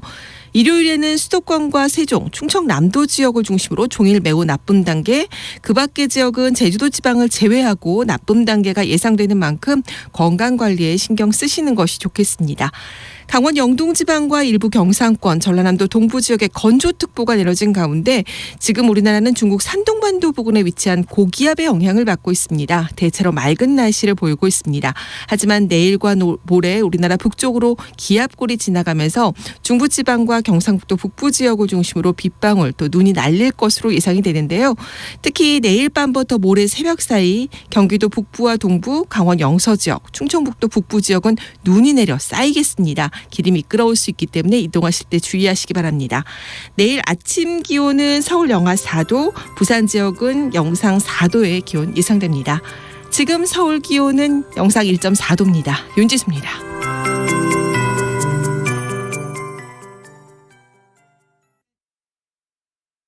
정성을 다하는 국민의 방송 KBS가 6시를 알려드립니다. AM 711kHz, FM 97.3MHz, KBS 1라디오입니다. HLKA.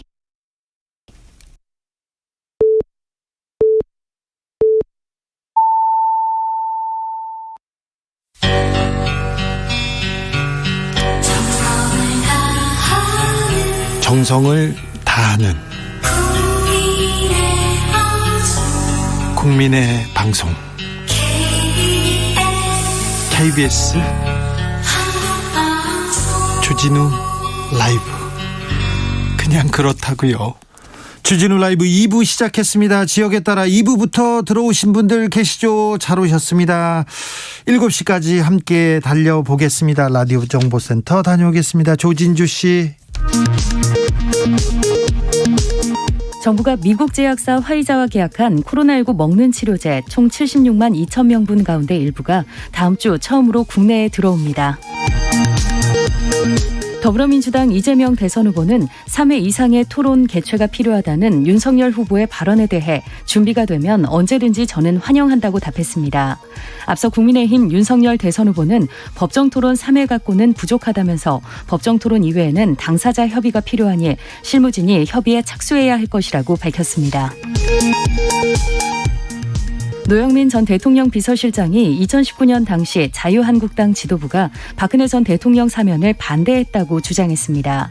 이에 당시 한국당 지도부였던 황교안 전 대표와 나경원 전 원내대표는 사실 무근이라고 반발하고 나섰습니다. 최근 급등한 국고채 금리가 오늘 진정세를 보였습니다. 앞서 미국 중앙은행 연방준비제도의 조기 긴축 예고에 미국 국채 금리가 급등하면서 국내 금리도 상승 흐름을 탔습니다. 대규모 반정부 시위가 진행된 카자흐스탄에서 헌법 질서를 복원했다는 정부 공식 발표가 나왔습니다. 지금까지 라디오 정보센터 뉴스였습니다.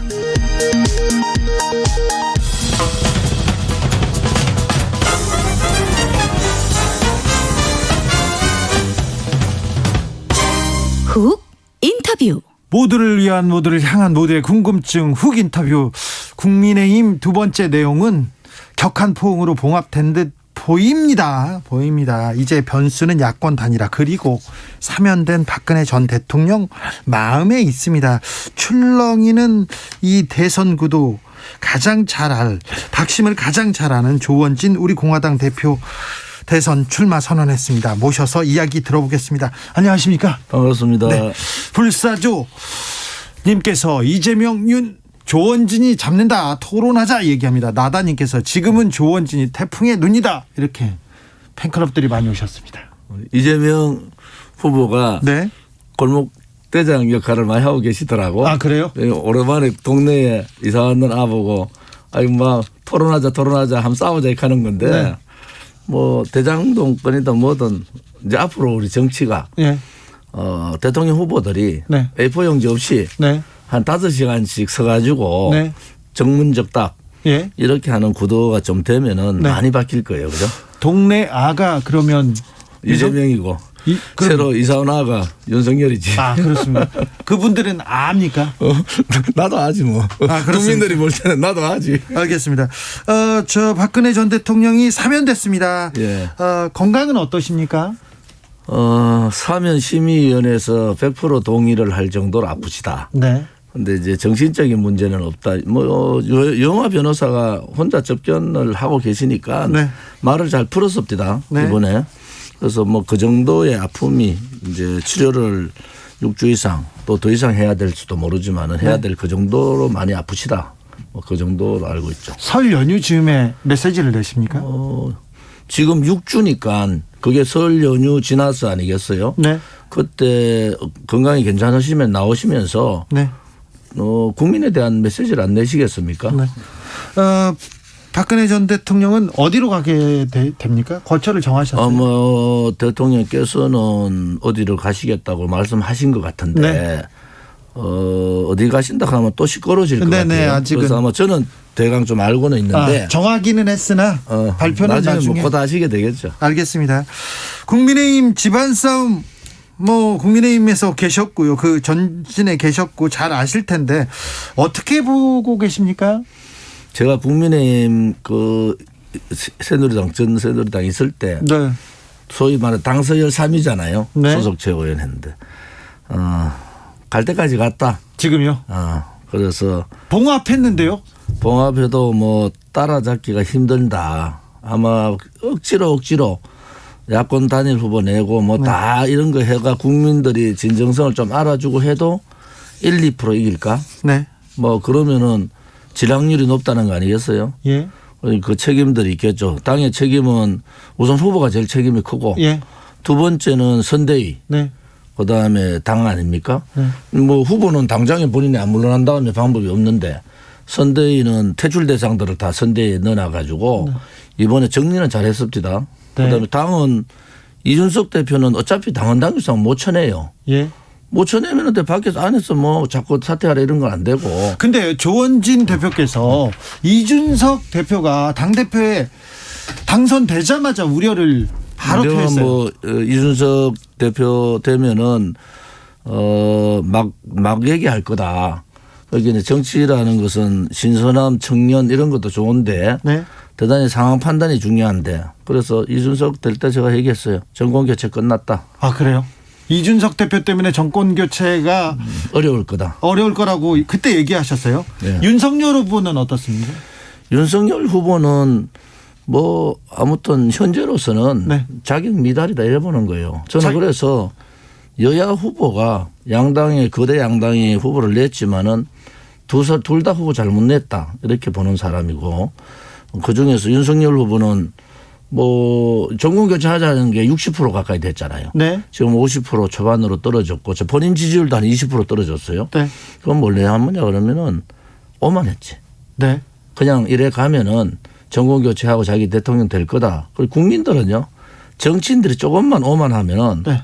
바로 벼락을 내립니다. 벼락을. 그러면 국민의힘이 정권 교체를 할 수 있는 길은 있습니까? 지난번에는 후보 교체가 답이라고 말씀하셨는데. 뭐 25%에서 30% 박스에 묶이면은 네. 국민의힘 안에 내부에서 후보 교체론이 나올 거예요. 네. 그럼 후보 교체를 하지 않고 할 수 있는 방법은 전체 지금 뭐 찬밥도 가릴 때가 아니니까 네. 야권 전체 후보 단일화 작업이 들어갈 수밖에 없다. 지금 국민의힘의 이슈 전환도 후보 단일화 작업으로 이슈 전환을 할 수밖에 없다 이래 보는 거죠. 네. 그러면 단일화밖에 길이 없다. 지금 국민의힘 그리고 보수의 핵심이라고 볼 수 있는 TK의 민심은 어떻습니까? 제가 12월 23일 날 갔다 오고 그러고 또 일주일 상간에 또 갔다 왔는데요. 한 3일 있다 왔잖아요. 네. 뭐 이탈이 2030 이탈이 문제가 아니고 거의 다 이탈이다.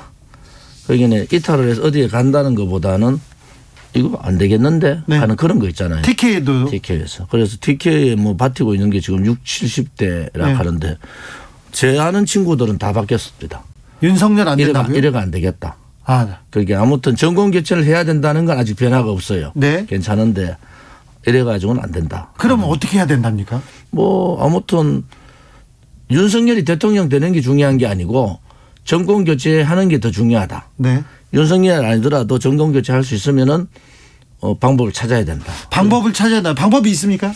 있죠. 뭐 지금 야권에 있는 후보들. 네. 뭐 안철수 후보도 저렇게 뭐 요즘 좀 어깨에 힘 들어가다가 좀 있으면 현실을 알게 되는데. 네.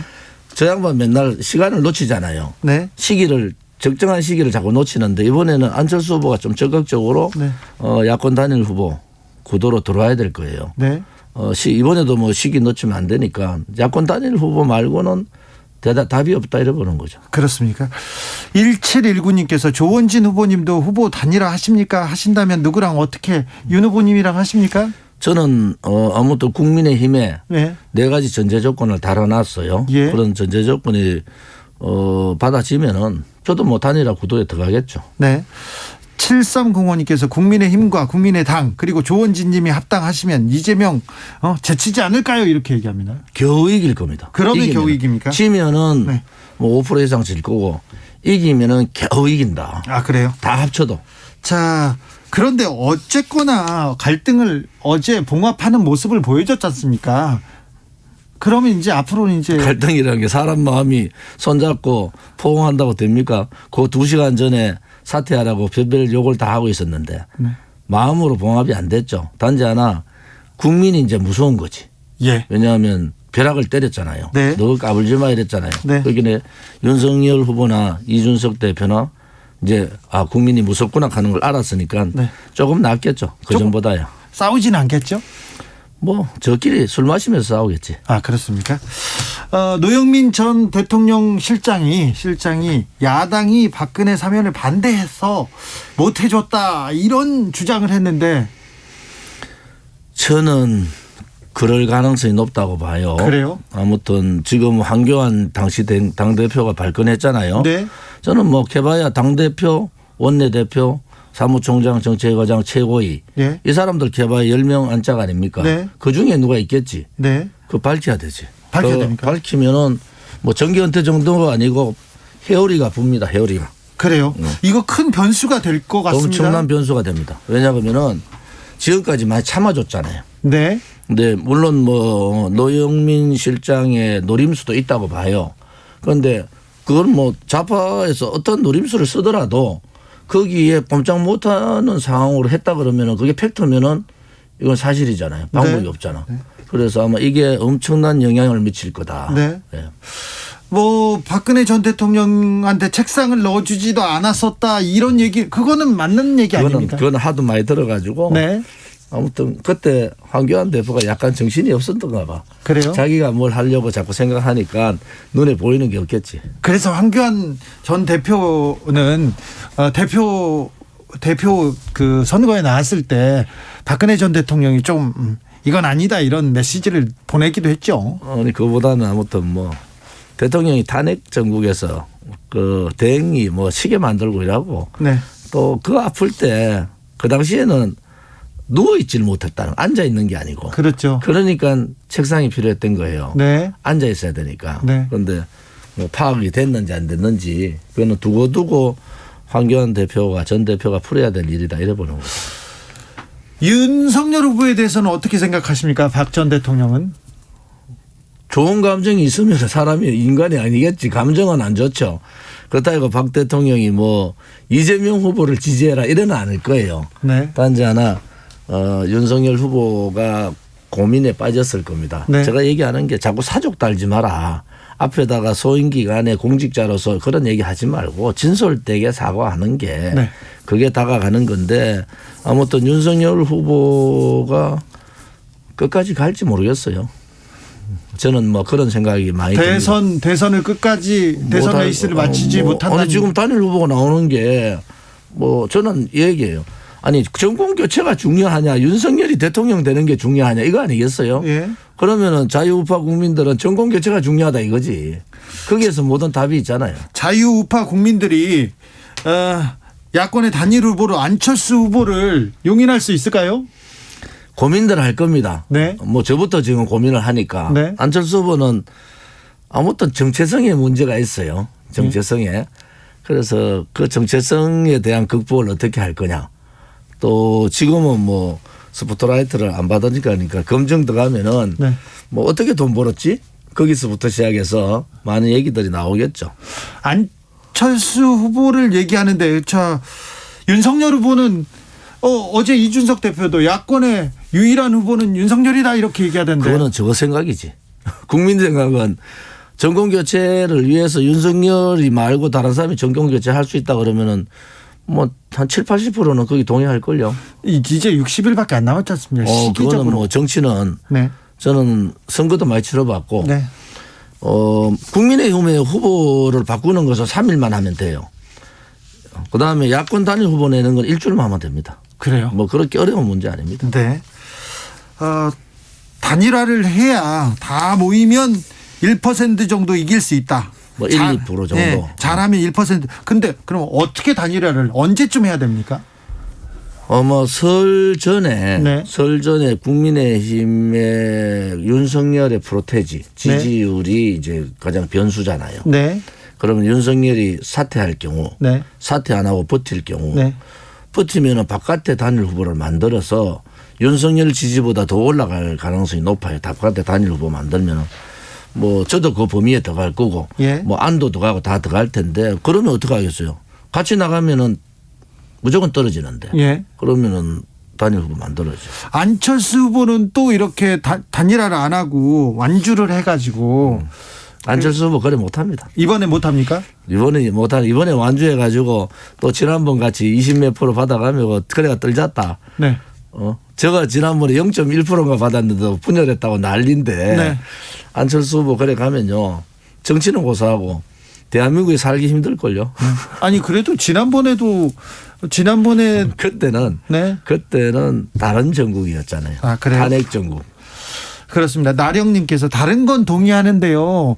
대표님 말 동의하는데 윤석열을 잘 모르시는 것 같아요. 후보직을 두고 나가실 분이 아닙니다. 이렇게. 뭐 누가 카드 구수했는데 나가냐고. 예. 홍준표 선배가 그 얘기하던데 예. 제가 며칠 있다 홍준표 선배 만나는데 네. 뭐 도대체 진위가 뭔가 물어봐야 되겠어. 네. 구수하니까 더 나갈 수 있지. 이번 대선판에서 홍준표의 역할은 어떻게 됩니까? 감나무 밑에 있는 사람이지. 그래요? 홍준표 의원한테도 기회가 있습니까? 후보 사퇴 안 하면은 선거법상 못 나가는 거고. 네. 후보 사퇴한 상황이 되면은 홍준표 의원이 가장 유리하겠죠. 그렇습니까? 자, 박근혜 전 대통령과 윤석열 후보는 화해를 할 수 있을까요? 그거야 윤이 풀어야 될 문제지. 박근혜 대통령께서야 아마 뭐 특별한 정치적인 메시지를 안 낼 가능성이 안 높겠는가 이래 봅니다. 그래요? 예. 특정 후보에 대해서는 메시지를 내지 않을 지금 것이다. 뭐 국민의힘이 저희 아사리판인데 무슨 후보 무슨 메시지를 내겠습니까? 아, 그래요?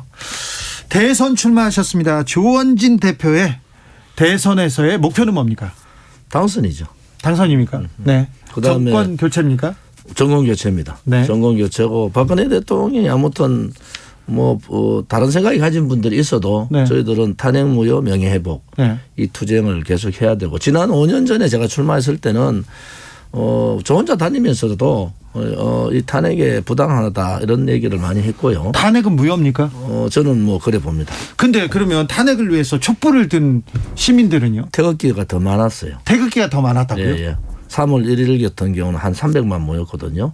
아이 저기 대표님 태극기가 많지는 않았어요. 그거는 우리가 내놓고 한번 얘기해 보면은 네. 길어지니까 나중에 얘기하시죠. 나중에 그 얘기는 하겠습니다. 저하고는 좀 생각이 다르니까 그 얘기는 나중에 하겠습니다. 다시 모여서. 네. 자, 이번 대선 무엇이 가장 중요하고 어떤 변수가 남아 있습니까? 대한민국은 자유민주주의 국가고 예. 정치인들이 항상 국민이 주인이라고 하잖아요. 네. 국민이 주인다는 다운 선택이 제일 중요하다. 네. 지금도 양당 구도에 묶여서 네. 가기보다는 주인다운 선택. 네. 요즘은 그 종들이 주인 행사를 워낙 많이 해서 네. 주인이 없어졌는데 네. 이제 선택은 주인이 하시는 거다 이렇게 보는 거죠. 1719님께서 조원진 후보님은 너무 우측에 있어요. 너무 오른쪽에 있으니 조금만 좌측으로 오실 생각은 없으십니까? 물어봅니다. 우리는 그 자리에 있었는데 네. 국민의힘이 오른쪽을 버리고 자꾸 왼쪽으로 가는 바람에 네. 우리가 정중간에 있게 돼 있어요. 아, 그래요? 지금은 우리가 우파의 제일 중간에 있다 이래 보면 돼요. 네. 원래 다 국민의힘도 있었는데 중도 잡으러 간다고 집도끼 다 버리고 왼쪽으로 가버렸으니까 우리를 좀 더 연구해 보시면은 네. 오른쪽 끝이 아니라 오른쪽 중간에 있다 이래 보시면 됩니다. 윤석열 후보는 오른쪽 끝쪽을 계속 바라보는 것 같은데 대구도 많이 가시고. 윤석열 후보는 뭐 오른쪽 중간도 아닌데 중간도 아니니까 이제 여러 가지 행보하는 것이 좌파 쪽 이념이 좀 많이 있는 것 같더라고. 아, 그래요? 주진우 우리 그래요? 같이 자주 만나서 그런가? 아니요. 저는 전혀 못 느끼겠는데요. 그래요? 자, 윤석열이 좌파다는 얘기는 또 처음 나왔습니다. 아니, 네. 좌파가 아니고 좌파의 생각을 많이 갖고 있다. 자, 그래요. 뭐 그렇다면 여기저기 듣는다면 다행인데 그러지 않는 것 같은데요. 윤석열 후보가 했던 얘기를 몇 가지 얘기하면은 예. 광주에 가서 그랬잖아요. 10개 중에 9개가 다르다. 예. 그리고 내가 민주당을 선택하려 했더니 여지가 없어서 국민의힘을 선택했다. 이거는 이 부분은 어떻게 보세요? 이거는 뭐 실언 정도가 아니고 예. 홍준표 윤석열 싸울 때 윤석열이 당 지지를 엄청 받아서 이겼잖아요. 네. 그 지지해 준 사람들한테 찬물을 끼얹어 본 거지. 그다음에 또 하나는 뭐 빈곤층이나 예. 배우지 못한 사람들은 자유에 대해서 잘 모른다. 네네. 이거는 이 본인의 생각 개념이 도대체 어디에 가 있는가. 네. 그다음에 그런 부분은 잘못됐는데 왜 국민의힘 안에서는 왜 그런 부분 지적 안 합니까? 아니 뭐 다 윤반되면 누가 지적해요. 윤이 다 되는 줄 알고 되면 한 자리 하려고 그거 다 권력 지향적인 사람들 쫙 서 있는데 제가 조금 시작하기 전에 말씀드렸듯이 캠프 만들 때 네. 대출 대상 1순위부터 쭉 다 넣어놨더라고. 네. 그저 뭐 저도 10년 거기 있었으니까 알잖아요. 그 사람들의 속성. 네. 이번에 뭐 다른 건 몰라도 캠프 정리한 거는 잘했어요. 그래요? 왜냐하면은 보수당은 선거철 되면요. 좌파 진보당보다도 훨씬 더 개혁적이고 혁신적인 안들을 많이 냅니다. 네. 그러면서 사람을 배정을 많이 해요. 그런 사람들을. 그런데 그 사람들은 국민들 잃어버리니 저 사람들이 윤석열 후보하고 다음에 국정을 운영할 사람들이다. 이런 인식을 줘야 되는데 그 캠프에 들어간 사람 자체가 대출 국민들이 싫어하는 사람들 순서대로 다 집어넣었더라고. 그래서 이번에 뭐 이래저래 뭐 아사리판이 되어가지고 했던 캠프 정리는 잘했다 이래 보는 거죠. 그래요? 캠프를 정리를 잘했으면 기회가 있나요? 제가 얘기했잖아. 암만 열심히 해도 네. 다 합쳐가 해도 1% 2% 이긴다. 네. 지면은 5% 이상 진다. 알겠습니다. 윤석열 후보는 박근혜 전 대통령한테 사과해야 됩니까? 사과해야죠. 그래요? 사족 달지 말고 네. 앞에 뭐 공직이 때 뭐 소임이 이런 거 달지 말고. 써니권님께서 사과는 박근혜 전 대통령이 국민한테 해야 되는 거 아닙니까? 국민한테 사과 벌써 했죠. 했습니까? 네. 그래도 목소리를 내시겠죠? 저는 아마 그분 뜻이다 보고요. 네. 4년 9개월 아닙니까? 네. 4년 9개월 동안 여러 가지 생각을 많이 하셨겠죠. 네. 아무튼 박근혜 대통령은 일부에서는 좀 잘못 생각하는데 그분은 대한민국이나 대한민국 국민 말고는 생각한 게 없어요. 네. 네. 이명박 전 대통령도 사면해야 됩니까? 이번에 할 때 원샷으로 했으면 좋았겠다. 네. 그러면은 문재인 대통령 후보가 더 많이 나갔을 때 후보 인기 더 왔을 텐데. 네. 이재용 부회장까지. 그래요? 좀 아쉬웠다. 아니요. 다 사면하면 어떻게 합니까? 잘못은 또 잘못했으면 벌을 받아야죠. 나머지 분들도 막 좌파도 많이 했잖아. 아니 그분들도 벌 받지 않습니까? 자, 앞으로 대선 2달 남았습니다. 정치인 조원진, 대통령 후보 조원진은 어떤 일을 하시겠습니까? 아무튼 저희들은 진실 정의의 투쟁을 하겠다. 그렇게 해서 5년간 아스팔트에서 싸웠잖아요. 그래서 그런 모습들을 국민들한테 진솔하게 네. 다가가서 보여드리겠다. 그다음에 뭐 좌우를 넘나들더라도 저희들은 이런 생각에 비판은 뭐 좌나우나 저희들은 다 공격이나 비판할 수 있다 이래 봅니다. 네. 국민들께서 잘 판단해 주시고 네. 해주기를 바랍니다. 아스팔트에서 계셨는데 그동안 이제 여의도로 중앙으로 다시 와서 친박이 정치의 중심이 됩니까? 친박이 어디 있습니까? 도박만 있다. 도박이란요? 도망간 박들만 있다. 그렇습니까? 네. 다 도망갔어요? 다 도망갔지. 조원진만 남았습니까? 내 혼자 남아있더라고. 국민의힘에도 좀 있잖아요. 국민의힘의 목소리 벌써 윤바로 다 돌아서 지금 친박이 어디 있어요? 그렇습니까? 여기까지 듣겠습니다. 조원진 우리 공화당 대선 후보였습니다. 네, 고맙습니다. 정치 피로, 사건 사고로 인한 피로, 고달픈 일상에서 오는 피로. 오늘 시사하셨습니까? 경험해보세요. 들은 날과 안 들은 날의 차이. 여러분의 피로를 날려줄 저녁 한 끼 시사. 추진우 라이브.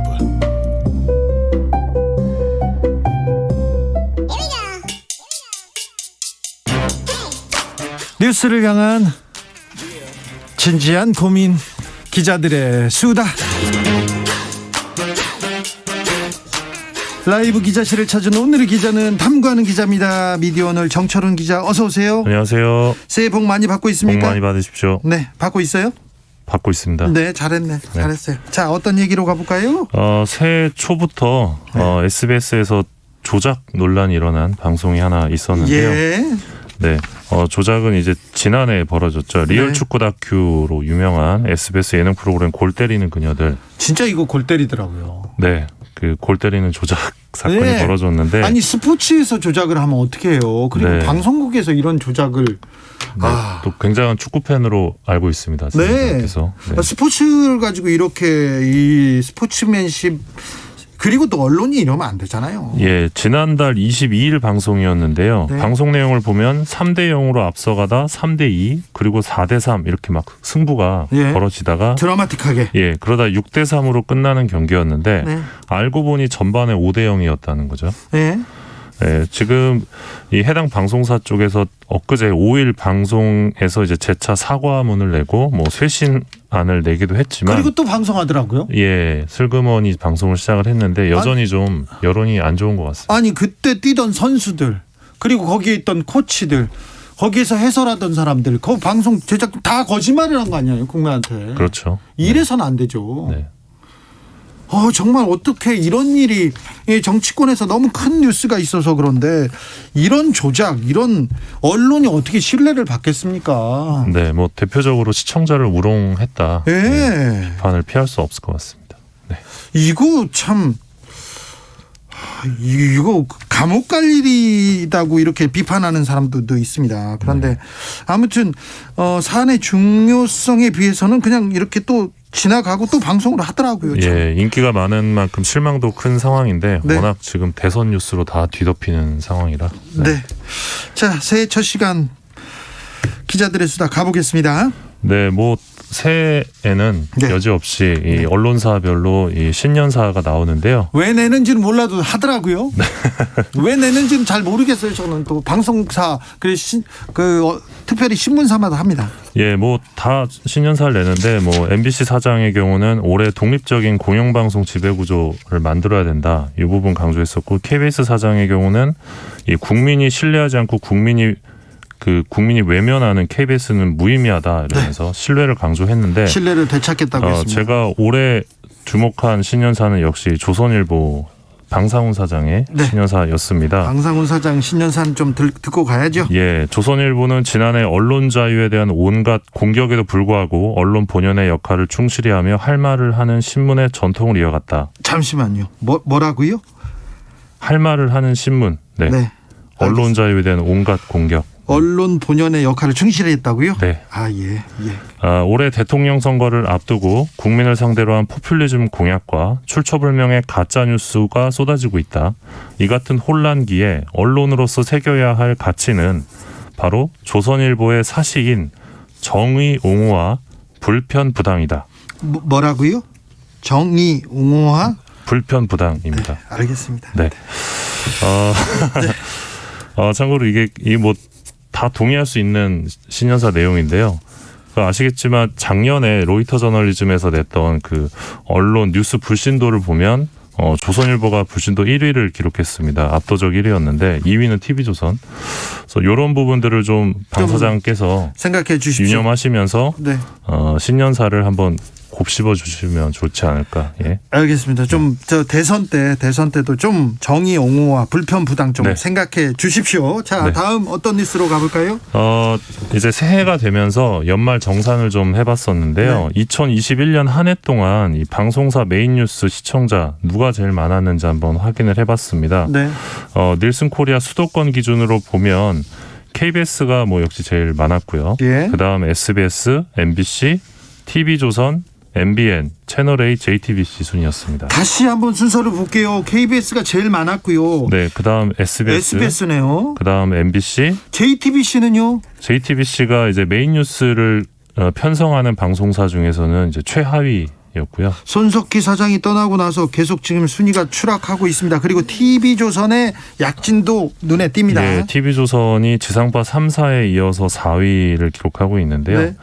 사실 그 2020년에는 이 코로나 국면에서 메인 뉴스 시청자 수가 엄청나게 늘어납니다. 사람들이 뉴스에 대한 관심이 높아지면서 작년에도 마찬가지로 뭐 높긴 했는데 2020년에 비해서는 시청자 수가 이렇게 볼륨이 많지는 않았고요. 네.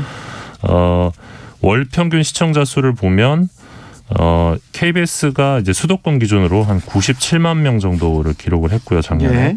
SBS가 63만, MBC 55만, TV조선 43만 정도를 기록을 했습니다. 네. 그런데 KBS의 경우는 20세에서 49세 좀 이제 젊은 층으로 분류되는 이 시청자 수에서는 지난해 내내 SBS에 밀리면서 2위를 기록을 했는데요. 젊은 층에서는 지금 SBS가 예. 점유율이 높군요. 예, 그래서 이 같은 흐름이 장기적으로 이어지면 좀 KBS의 위기다. 그래서 이 점을 좀 주목하셔야 될 것 같고요. 네. 요 방금 말씀드린 수치는 이제 수도권 기준이고 전국 가구 기준으로는 KBS가 250만 수준이고요.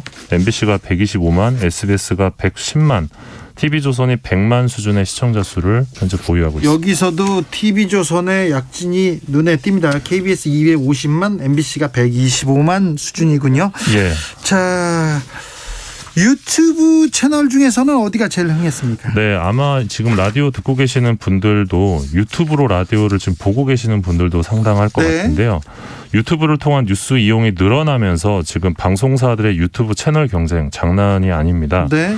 작년에 유튜브 뉴스 채널 어디가 제일 흥했는지 좀 봤는데요. 네. MBC 뉴스가 제일 흥했습니다. 유튜브 쪽에서는 MBC가 노력을 많이 했군요. 예, 지난 1년간 조회수가 24억 9천만 건 정도였고요. 두 번째는요? 두 번째는 이제 보도 전문 채널인 YTN 뉴스로 21억 건 정도. 세 번째는요? 세 번째는 SBS 14억 건 정도. 네 번째는요? 네 번째는 JTBC. KBS는 어디 갔어요? KBS는 5위였는데요. 네. 8억 7천만 건 정도. 자, 그러니까 유튜브로 이렇게 보는 사람은 MBC가 제일 많고 YTN, SBS, JTBC, KBS 순이군요. 예. 유튜브는 조금 다르군요. 예, 주목할 지점은 지난 1년 동안 채널 구독자 수가 엄청나게 늘었다는 건데요. 네. 1년 동안 SBS는 85만 명이 늘었고 네. MBC 74만 명, YTN 60만 명, KBS도 36만 명이나 늘었습니다. KBS도 36만 명이나 늘었는데 예. 다른 방송국에 비해서 유튜브 쪽에 조금 신경을 써야 되겠네요. 예, 그러니까 지금 유튜브를 통해 시사 보도를 접하는 뉴스 이용자의 급격한 증가와도 좀 관련이 있는 수치인데요. 네. 그래서 더는 지금은 이제 고정형 TV 시청자 수만으로는 어떤 뉴스의 영향력을 가늠하기 어려워진 시대다 이렇게 분석할 수도 있을 것 같습니다. 그렇죠. 유튜브 라이브나 유튜브 쪽에 조금 소구하는 그런 노력이 더 필요한 것 같습니다. 네. 기자협회에서 유튜브에 대해서 강력하게 제재해야 된다 목소리를 내기 시작했습니다. 네, 기자협회에서 상당히 이례적인 성명을 지난 5일 날 기자협회보 사설 형식으로 냈는데 네. 가로 세로 연구소를 조치를 해라. 네. 가로 세로 연구소를 강력한 제재를 내려야 된다 이런 주장을 했습니다. 예. 기존 언론과 같은 높은 수준의 윤리를 기대하진 않지만 80만의 구독자를 거느린 영향력을 감안을 하면 범법행위가 있을 경우 강력 처벌해야 된다 이런 주장인데요. 그리고 가로세로 연구소에서 얘기를 하지 않습니까? 어떤 주장을 하면 또 언론사에서 그대로 받았습니다. 예. 그래서 그 영향력을 키워주고 있어요. 그러면 왜 갑자기 기자협회에서 이런 의견을 냈을까? 예. 지난달 28일 가세연이 MBC 기자의 실명과 사진을 유튜브에서 공개해 버립니다. 그러면서 이준석 국민의힘 대표가 뭐 성상납 관련된 의혹을 제기를 했는데 네. 이 당시 이 MBC 기자가 연인 관계였다 이런 주장을 한 겁니다. 잠시만요. 뭐라고요? MBC 기자의 사진과 실명을 공개하면서 네. 그러니까 이준석 대표가 성상납을 받을 당시 연인 관계였다 이런 주장을 한 겁니다. 아이고. 유튜브에서. 이 대목을 두고 기자협회는 이 이준석 대표와 MBC 기자가 사적 관계가 있는지 여부는 그의 성상납 의혹과는 무관한 사항이다. 그렇죠. 네. 당사자의 명예를 크게 훼손할 수 있는 사안이다 이러면서 이 가세연의 저열한 행태, 정신적 폭력 행위를 방관하고 있는 유튜브가 이들 콘텐츠를 엄격히 심사해 강력 제재해야 된다 이런 입장을 내게 됐습니다. 그렇습니다. 유튜브가 너무 손을 놓고 있습니다. 네. 이 가세현한테 슈퍼챗 그러니까 돈을 네. 보내주는 사람들이 많아요. 도를 넘었습니다. 네. 그래서 그런지 왜 그런데 이런 부분에 대해서 윤리적 부분에 대해서는 신경 쓰지 않는지. 그러니까 지금 가세현은 돈이 된다면 인권 따위는 안중에도 없는 그런 채널이기 때문에 조치가 반드시 필요합니다. 대한민국 신문사 기자들에 대한 뭐 여러 통계가 나왔습니다. 네, 대한민국 신문사 취재기자 모두 18,277명으로 나왔는데요. 네. 한국언론진흥재단이 내놓은 신문산업 실태조사 결과인데 네. 기자 초임급여를 보니까 좀 놀랍습니다. 100만 원에서 150만 원이란 응답이 무려 43.7%로 나왔습니다. 절반에 가까운 사람들 초임이 100에서 100. 이거 왜 이러죠? 이게 아마 인터넷 신문 때문인 것 같은데요. 네. 인터넷 신문 기자들이 100에서 150만 원의 임금을 초임을 받고 있는 것으로 나왔습니다. 그럼 이게 법정 최소임금도 안 될 텐데요. 네, 그래서 상당히 좀 문제이지 않나. 예. 이거 기자들은 늘었는데 인터넷 그리고 또 좀 군소 언론이 난립하면서 이런 결과가 나왔나요? 생각보다 열악한 환경에 있는 기자들이 많다 이렇게 볼 수 있을 것 이 같습니다. 문제는 저희가 정철훈 기자하고 더 고민해보고 또 말씀드리겠습니다. 기자들의 수다 미디어 오늘 정철훈 기자와 함께했습니다. 감사합니다. 복 많이 받으십시오. 네, 교통정보센터 다녀오겠습니다. 김한나 씨. 네, 금요일 저녁 교통량이 많습니다. 먼저 경부고속도로 서울 쪽으로는 안성휴게소에서 동탄분기점 부근까지 12km 길게 정체되고 있고요.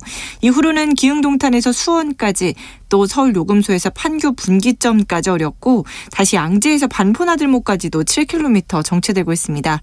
반대 부산 쪽으로는 한남에서 서초 또 신갈분기점 부근에서 수원 나들목까지 각각 5km씩 속도 내기 어렵고요. 회덕분기점 부근에서도 살짝 서행하고 있습니다. 수도권 제일순환고속도로는 일산에서 판교 방면 자유로에서 송내까지 17km 극심한 정체고요. 또 판교에서 일산 쪽은 시흥 요금소에서 송내까지 다시 고양분기점에서 사패산 터널까지 정체 극심합니다. 서해안고속도로는 서울 방면 서평택 분기점 부근에서 팔탄 분기점까지 16km 정체되고 있고요.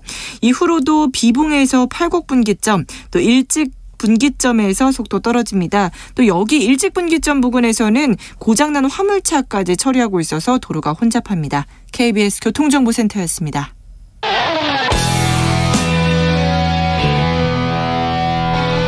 스치기만 해도 똑똑해진다. 드라이브 스루 시사 주진우 라이브.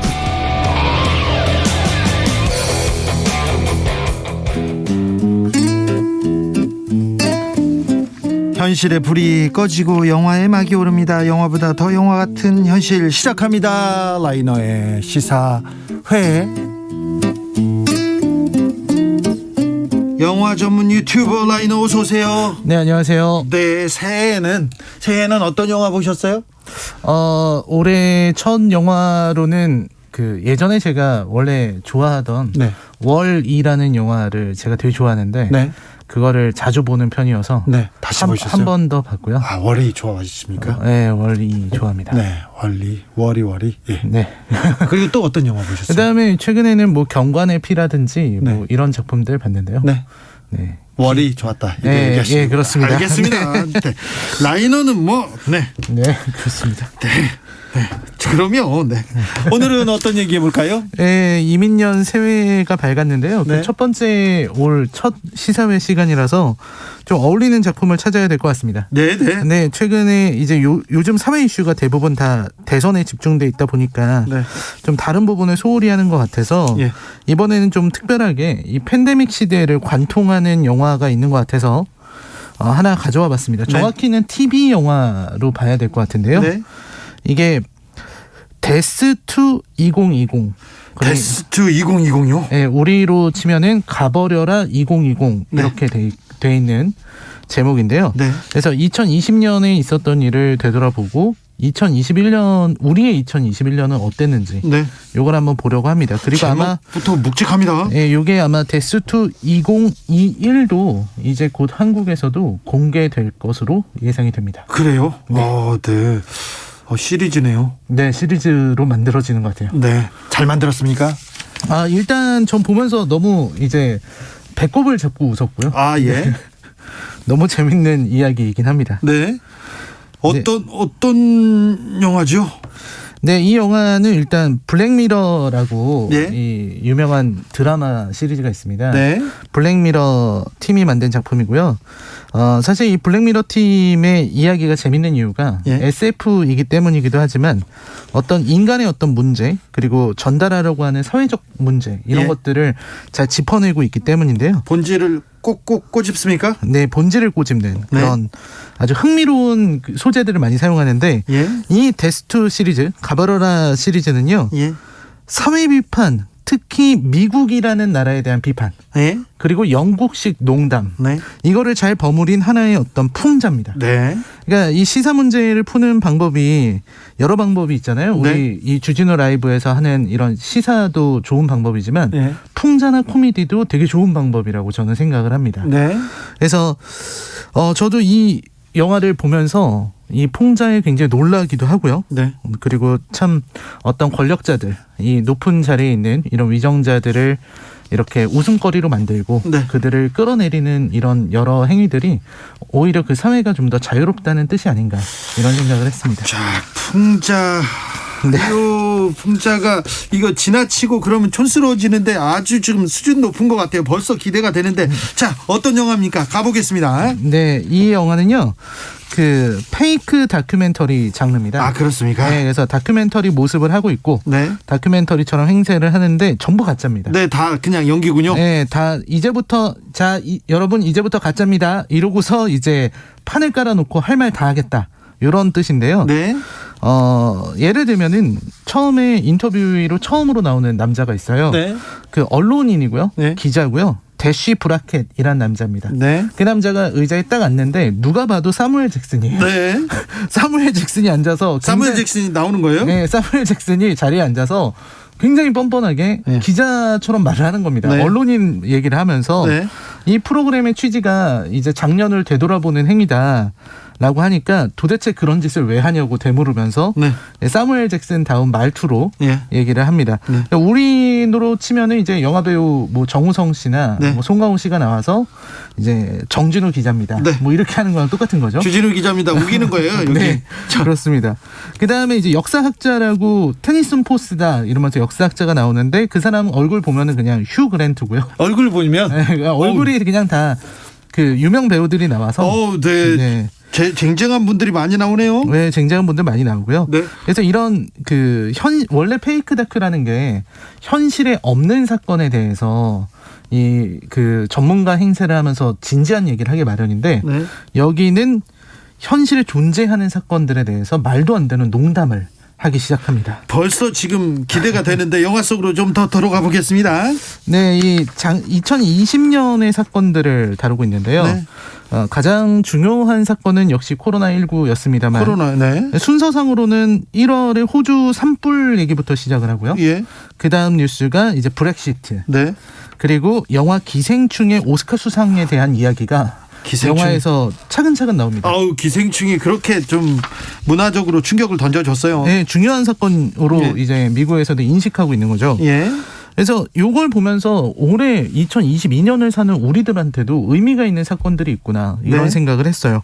일단은 산불 참 위험하고 무서운 일이지만 올해도 콜로라도에서 계속 이슈가 됐죠. 산불이 이슈가 되고 있고 또 기생충 수상은 거의 최초에 우리나라 최초고 또 아시아 최초로 작품상을 받은 아카데미에서 작품상을 받은 이런 일인데 그 이후로 아시아계로 보면은 클로이 자오 감독의 노매드랜드가 또 받기도 했고요. 또 이제 미나리에서 이 여우 조연상으로 우리 윤여정 배우께서 받기도 했습니다. 그래서 그런 흐름이 지금까지 계속 이어지고 있다는 생각이 들었고요.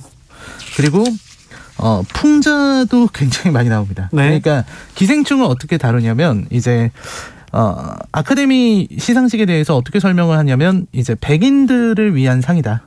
백인들만 상 받는 이 아카데미 상이 시작이 됐다.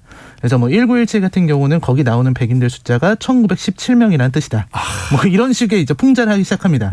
그러다가 이제 기생충이 받는 순간에 그 백인들이 받는 충격. 그리고 일단 그 비아냥거리면서 제목이 패러사이트라 그러니까 일단 제목부터 영어가 아니라고. 네, 그러면 이제 그 찍는 사람이 영어 맞다고 가르쳐주는 그런 거죠. 실제로도 그렇게 반응하는 사람들이 있었던 것 같습니다. 왜 영화를 영어로 찍지 않는 거지? 라는 의문을 품는 그런 사람이 있는 것 같고요. 그리고 브렉시트도 아주 잘 다루고 있습니다. 특히 문제는 역시 코로나19인데요. 이 영화는 코로나19로 문제가 됐던 일들을 아주 대놓고 비웃고 조롱하고 있습니다. 요즘 말로는 이제 이게 방송용으로 맞는 말인지 모르겠지만 대환장 파티가 벌어졌다 이렇게 얘기를 하는데 이 엉터리 같은 일들을 벌인 사람을 이 영화에서는 도널드 트럼프가 모든 일을 저질렀다고 말하고 있습니다. 그러니까 그 영화에서는 내레이션 설명이 되게 재밌는데요. 이 사건은 도널드 트럼프의 407번째 정치적 위기였다. 이렇게 얘기하면서 시작을 합니다. 그러니까 매번 정치적 위기가 너무 많기 때문에. 그렇죠. 그러면서 이제 트럼프가 했던 여러 발언들 그리고 이제 미국 정부가 얼마나 많은 일을 했었는지 이런 것들을 하나하나 비꼬고 비판하고 있어요. 그래서 일단 처음에 마스크 물량이 부족했던 거를 놓고서 마스크라는 게 얼마나 만들기 어려운지를 과학자들이 나와서 이것은 최첨단 과학기술이 필요하기 때문에 마스크 제작이라는 건 쉽지 않았다. 뭐 이런 식의 얘기를 하고요. 그리고 이제 뭐 흔히 얘기하는 트럼프 대통령 하면은 떠오르는 이야기가 이제 뭐 표백제 라든지 뭐 살균제를 통해서 코로나를 막겠다 이런 생각을 굉장히 진지하게 했던 거잖아요. 그런 부분에 대한 이야기도 나오고 있고요. 그리고 이제 이런 조롱들이 엄청나고 그리고 중산층들은 갑자기 마스크를 벗을 권리를 달라 이러면서 시위를 했던 상황들이 나오고요. 그리고 거기에 이제 청년들은 이 유튜브에 완전히 아주 경도돼서 관심을 받기 위해서 온갖 일들을 벌입니다. 그래서 실제로 이 영화에 유튜버도 나와요. 그래서 유튜버가 나와서 여러 사회 문제에 대해서 막 리액션하는 이런 컨텐츠를 올리는 것들을 풍자적으로 보여주고 있습니다. 자, 트럼프를 비판했으면 보리스 존슨 영국 총리도 조금 한 방 먹였습니까? 영국에 대한 비판은 이게 트럼프 비판을 보면서 저는 정말 많이 웃었는데 영국 비판을 보니까 좀 오싹할 정도로 강하게 비판하더라고요. 보리스 존슨을 비판하는 방식은 좀 무섭습니다. 보리스 존슨은 이제 이 영화에서는 2020년에 있었던 사건들을 많이 다루고 있기 때문에 사실 조지 플로이드 흑인 그렇죠. 그 사건이 너무 많았기 때문에 이제 백인들의 이미지가 안 좋아졌다고 무능한 백인 남성이기 때문에 자기가 뇌를 흑인의 몸으로 옮기는 그런 행위를 하는 걸로 이제 나옵니다. 그러니까 아주 강한 비판, 강한 풍자를 하고 있는 거죠. 그래서 좀 되게 무섭다 싶은 생각이 들 정도로 보리스 존슨 총리를 비판하고요. 그리고 당연히 이 자료화면으로는 보리스 존슨 총리가 코로나 확진되는 장면이라든지 이런 것들이 여과 없이 다 나옵니다. 그리고 영국 여왕에 대한 조롱도 나오고 있는데요. 영국 여왕을 이제 일개 유튜버 정도로 보고 있으면서 되게 보다 보면은 이래도 되나 싶을 정도로 영국 여왕이 이제 자기가 방송을 찍으면서 좋아요랑 구독하게 해주세요. 그리고 왕실 굿즈는 아래 링크를 통해서 살 수 있습니다. 이런 얘기를 막 합니다. 풍자의 끝이네요. 여왕을 그렇게 풍자를 하고 이 왕실에 있는 일들을 아주 그냥 가볍게 재밌게 느낄 수 있는 것들로 만들고 있는 거죠. 9689님께서 저번에 소개해 주신 그린북 방송 다음 날 봤는데 정말 재밌었습니다. 감사합니다. 오늘 영화도 내일 볼게요. 얘기하면 저도 기대가 돼 죽겠어요. 자, 새해 첫 영화로 이 영화를 추천하는 이유가 있습니다. 라이너가. 일단은 너무 재미있기 때문이기도 하고요. 그리고 이게 후속작이 곧 나올 거라서 미리 이 2020을 미리 보시고 2022를 기다리시면 더 재밌을 것 같다는 생각이 들고. 어디서 볼 수 있습니까? 넷플릭스에서 볼 수 있습니다. 제목은 데스2? 네, 아마 가버려라 2020으로 검색하면 됩니다. 될 겁니다. 데스2로 검색해도 나올 것 같은데요.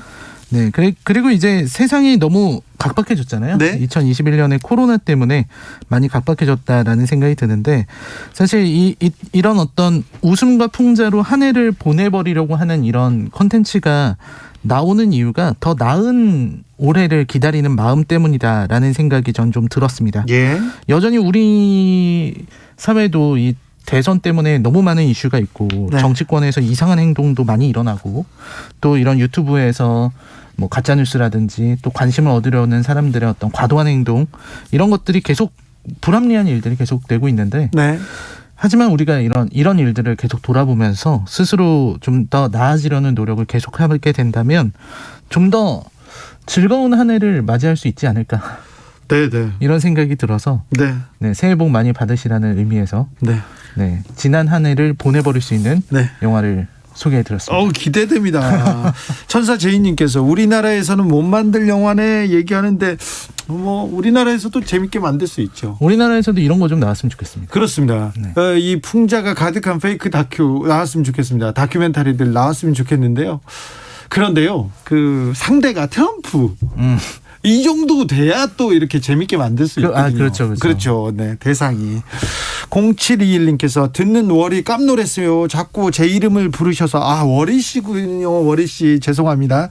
월이 저도 재밌었어요. 저도 좋아해서 몇 번이나 봤어요. 전 못 봤는데 꼭 봐야 되겠습니다. 네, 재밌는 영화입니다. 오늘 라이너가 추천해 주신 영화는 데스투 2020이었습니다. 라이너 감사합니다. 네, 감사합니다. 오늘도 수고하고 지친 자들이여 여기로 오라. 이곳은 주기자의 시사 맛집 주토피아 주진우 라이브.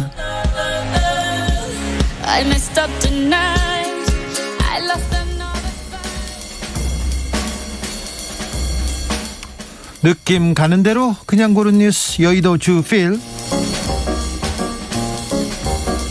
소방관 3명 순직했는데 샛별 배송 걱정한 언론들. 오마이뉴스 기사입니다. 6일 평택에서 냉동창고에서 진화 작업 중이던 소방관 3명이 순직했습니다. 정말 안타까운 죽음이었는데요. 그 충격이 가시기도 전에 언론에서는 평택 물류센터 화재, 마켓컬리 배송 차질 없어, 이런 기사를 뉴시스, 데일리안, 파이낸셜 뉴스, 서울경제 등 여러 언론사에서 똑같이 썼습니다.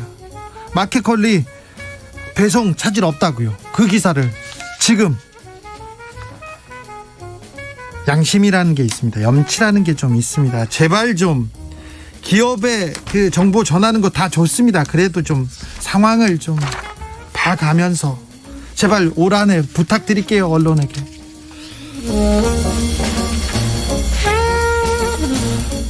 (40일간) 1127km 걸어서 인도계 여군 장교 남극점 원정 성공. MBC 기사입니다.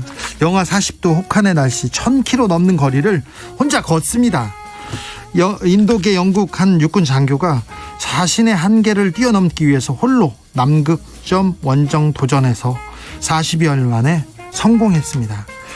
영하 45도 강추위 앞을 제대로 볼 수도 없습니다. 긴 여정 너무 악조건인데도 그래도 연료 식량이 든 90kg의 무거운 썰매 끌고 하루에 평균 27km를 걸었다고 합니다. 남극점을 밟은 최초의 유색인종 여성이라는 타이틀을 얻었다고 하는데요.